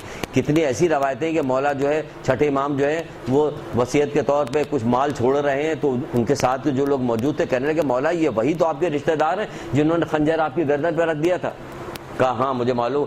वो अपने फेल का जवाब दें, मैं अपने फेल का जवाब दूँ, यानी मुझे देना है तो मैं दे रहा हूँ। हमारे साथ कोई अगर ऐसा कर दे तो हम देंगे? सलाम न करे तो हम उसके जानी दुश्मन हो जाते हैं, सलाम करना छोड़ दे अगर सलाम भूले से न करे। कहा जाता कि मोमिन जो है वो सलाम की इब्तिदा करता हो, मुनाफिक चाहता कि उसको सलाम किया जाए। तो आप बताइए अपना मोमिन होना देख लीजिए कहाँ पे क्या सलाम की इब्तिदा करती है। यहाँ तो बैठ के इंतजार करते रहे, देखे सलाम किया कि नहीं सलाम किया। भाई सलाम, निगाहें मिल गई, सलाम कर दो, सवाब तुम ज्यादा ले लो, तुमको तो ज्यादा सवाब मिलेगा। जवाब देने का सवाब जो है कम है, सलाम करने का सवाब ज्यादा है। तो हमें सवाब की परवाह नहीं, अंदर का गुरूर जो है वो आड़े आ रहा है। गुरूर और जहालत ये आड़े आ रही है कि हम चाहते हैं कि लोग हमें सलाम करें, हम किसी को सलाम न करें। बोलो कौन सी? जी हाँ हदीस है। अभी कल ही आप लोगों के लिए सब देख रहा था तो उसमें कहीं देखा कि मोमिन जो है वो सलाम करने में पहल करता हो, मुनाफिक जो है कोई इंतजार करता है कि कोई मुझे सलाम करे। तो ये सारी कितने 3 चीजें इसके अंदर मिली। फिर एक और रवायत है जिसमें इमाम जाफर सादिक अलैहिस्सलाम फरमाते हैं,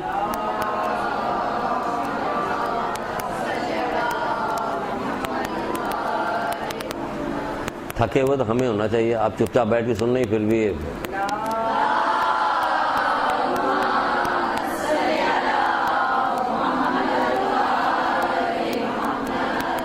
दुरूद के सिलसिले में किताब खरीदी है, कहेंगे ये तो हमें कंगला करवा देंगे, इतनी किताबें खरीदवाएंगे। कुछ नहीं होगा, बरकत ही बरकत होगी। जिस घर में हदीस जाएगी, हदीस की किताब रखी रहेगी, ये सोने के ये नूरानी कलमात हैं सारे इन लोगों के। जिस घर में किताबें रखी रहिएगा, आप समझिए कि क्या चीज़ घर में जाए, कोई आगे देखे तो कहे कि सबसे बेहतरीन खूबसूरत चीज़ जो देखने में आ रही है वो है ये बुक शेल्फ, जो किताबों की लाइब्रेरी। ये किताबें जो रखी हुई हसीन तरीन तरीके से रखी है, उसको सजा के रखिए। जो शीशे के मुख्तलिफ चीज़ें ड्राइंग रूम में रखी जाती हैं, ये सब रखी रहती है कीमती। क्या होता है, इससे क्या होगा? ठीक है, साफ सुथरा रखिए अपना घर, इसको भी नहीं मना किया जा रहा है, लेकिन आपके घर में सबसे कीमती, सबसे बेहतरीन, सबसे नुमाया चीज़ जो आपकी होनी चाहिए वो आपकी किताब होनी चाहिए। किताब खरीदिए ना, کیا رہ جائے گا کتاب خریدنے میں؟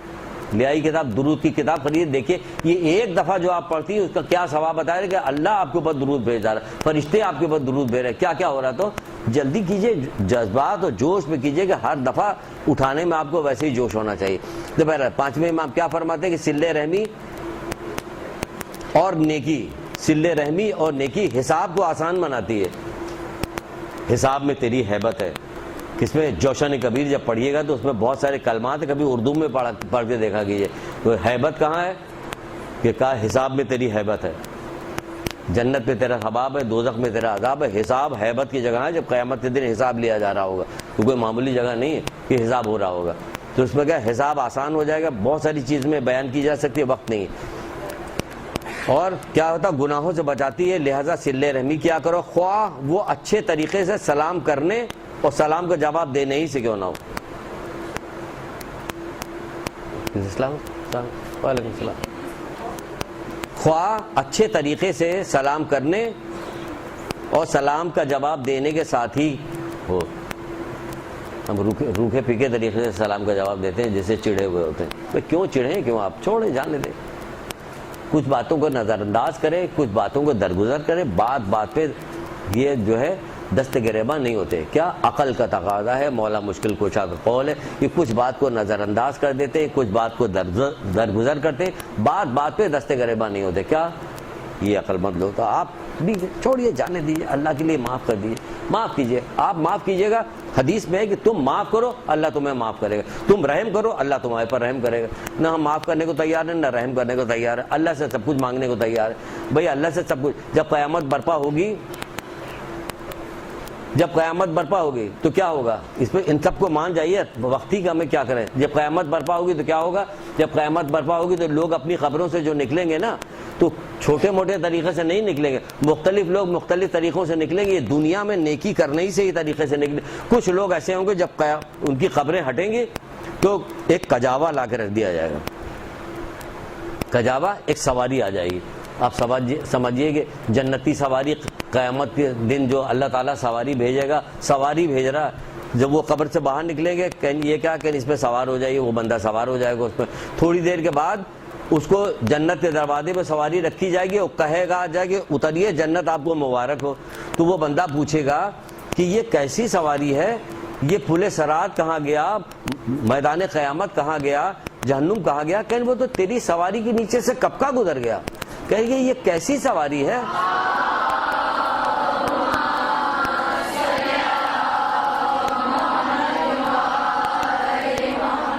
پوچھا جائے گا یہ کیسی سواری. کہیں تو مسجد میں جو شوق سے جایا کرتا تھا تو پروردگار نے اس کو اس سواری کی شکل میں تمہارے لیے آیا کر دی. تم اس پہ بیٹھ کے تم جنت پہ چلے گئے ہو. تو دیکھیے ایک طریقہ کار یہ بنا.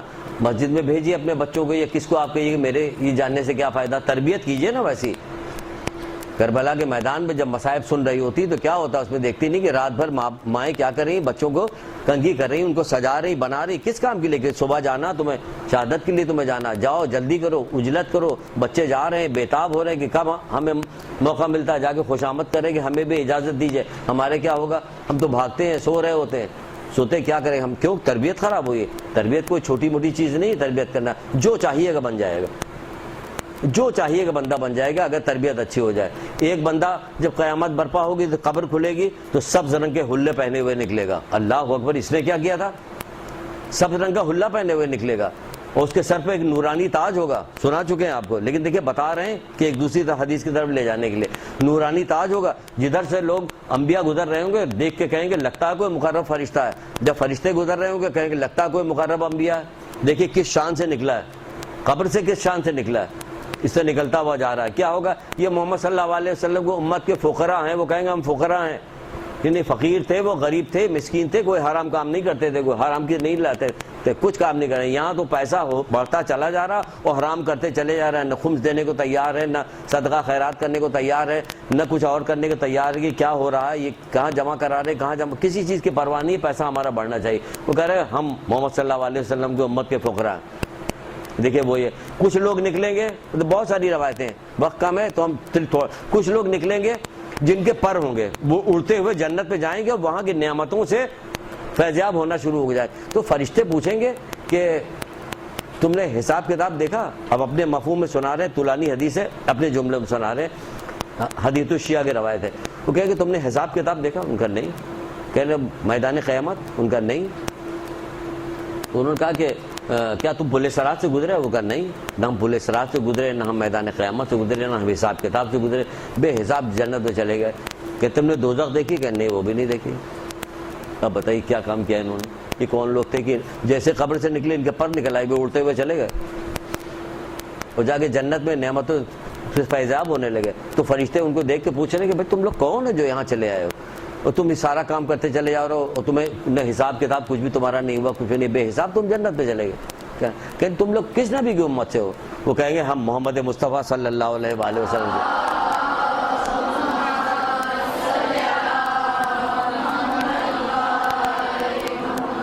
تو وہ پوچھیں کہ تم کون سا عمل کیا کرتے تھے؟ کہیں گے 2 عمل ہمارے ایسے تھے، نمایاں تھے. کیا کہ محفل ہو یا تنہائی ہو، اللہ کی نافرمانی کرتے ہوئے ہمیں حیا آتی تھی. اللہ اکبر. محفل ہو یا تنہائی ہو، اللہ کی نافرمانی کرتے ہوئے ہم اللہ کی نافرمانی کھلم کھلا کرتے، ہمیں حیا نہیں آتی. ہم میلاد میں جا رہے ہوتے، ہمیں حیا نہیں ہوتی، بے حیا، بے پردہ، بے چادر ہم چلتے چلے جا رہے ہیں.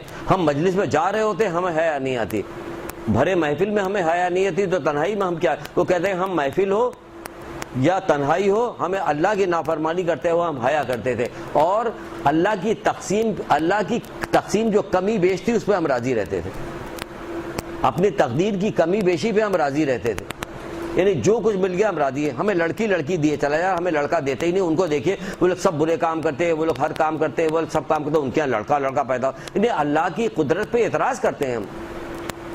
ہم ہی کو بیمار، ہم ہی کو پڑھنا تھا، یہ دیکھیے بیمار پڑ گیا، ہمارے ہی نقصان ہونا تھا. ہر وقت اللہ کے اس پہ اعتراض. وہ کہتے ہیں کہ اللہ کی کمی بیشی پہ، اپنی تقدیر کی کمی بیشی پہ راضی رہتے تھے. پھر تو تم کو یہ حق ملنا ہی تھا، پھر ملنا تھا تمہیں. یہ کیا کرتے تھے؟ تنہائی ہو یا محفل ہو اللہ. تو دیکھیے کہ بعض لوگ ہوں گے جن کا ایک پیر قبر میں ہوگا، ایک پیر قبر سے باہر ہوگا، کہ ہائے غضب، یہ تو وہ دن آ گیا. لے بعض لوگ ایسے ہوں گے. تو ہم کیسے بننا چاہتے ہیں؟ ہم ویسے بننا چاہتے ہیں کہ جیسے ہی ایک قدم قبر کے باہر ہو، ایک قدم قبر کے اندر، کہیں گے الحمدللہ، شکر ہے پروردگار کا کہ اس نے اپنا وعدہ پورا کیا. کچھ لوگ ایسے بھی ہوں گے کہیں اپنا وعدہ پورا، وہ خوش ہو جائیں گے قیامت کا، کہیں جلدی قیامت برپا، خوش ہو جائیں گے. ہم یہاں پہ یہ سب حرکتیں کریں گے تو کیا ہوگا؟ نیکی کرو گے تو یہ ہوگا کہ ہم پر نکل آئے گا، اڑتے ہوئے چلے آئے، کبھی ہنڈولے میں بیٹھا کے ہم کو لے جایا جائے گا، جنتی سواری اس پہ جا رہے ہوں گے، کبھی نورانی تاج ہوگا، کبھی کچھ ہوگا، کبھی ہمارے ساتھ ساتھ ایک ہمیں خوشخبری دینے والا ہمارے ساتھ مثالی جسم ہمارے ساتھ ساتھ چل رہا ہوگا جو ہمیں ہر طرح کی خوشخبری دیتا ہوا چلا جا رہا ہوگا. کہیں گے تم کون ہو؟ کہیں گے لو بھائی جنت آ گئی، جنت مبارک ہے تم کو. کہیں تم کون ہو؟ قبر سے لے کر میدان قیامت، پل صراط، ہر جگہ تم ہمارا دل بہلاتے ہوئے، تم ہمیں خوف سے بچاتے ہوئے لے کے آئے ہو. تم ہو کون؟ کہ میں تمہاری وہ نیکی ہوں جو تم دنیا میں لوگوں کے ساتھ کیا کرتے تھے.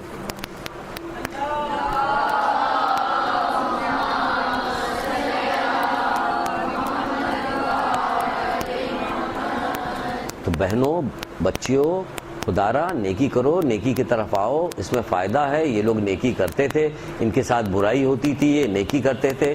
اس سے اوپر کی بات تو ہم بتا ہی نہیں سکتے، آپ کو کوئی بھی نہیں بتا سکتے. بار بار اس کو دہرائیے، لاکھوں کروڑ دفعہ کا آپ کا سنا ہوا ہے کہ ابن ملجم نے زہر بھری ہوئی تلوار مولا کے سر پہ ماری تھی، لیکن جب گرفتار ہو کے آیا تو مولا نے کیا کہتے ہیں، نیکی کی تھی یا کچھ اور کیا تھا؟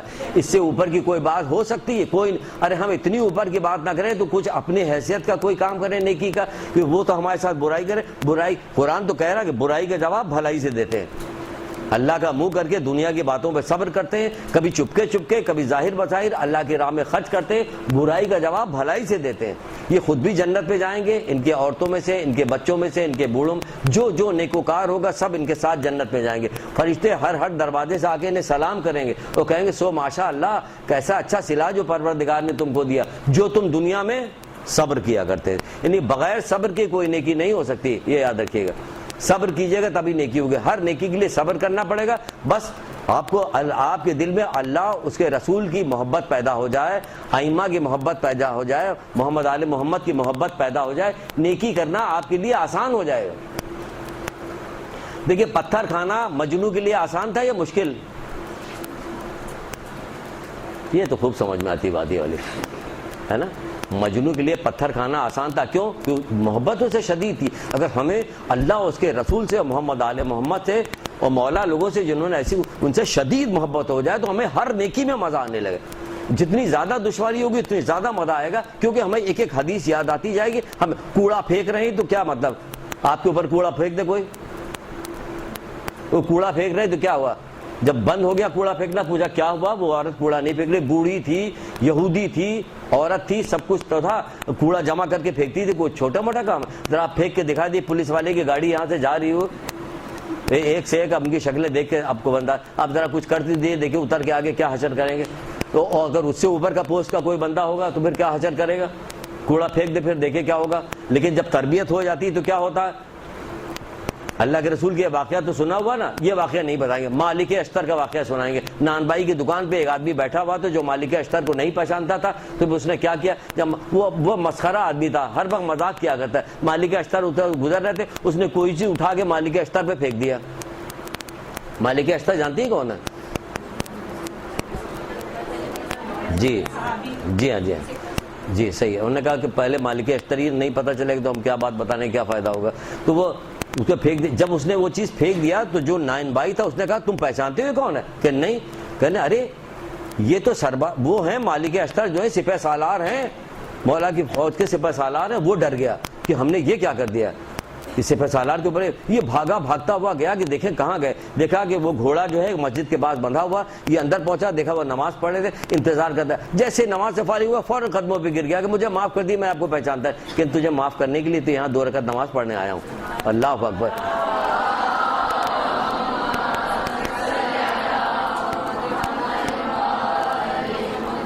مولا نے یہ تربیت کی تھی, تو مولا نے ہماری آپ کی بھی تربیت کی. ہم نے کیا کیا, وہ تربیت کے باپ کو بند کر دیا اور اپنی تربیت. اگر ہماری تربیت یہی ہو جائے جو مولا نے تربیت کی تھی, تو ہماری بھی تربیت کی ہے.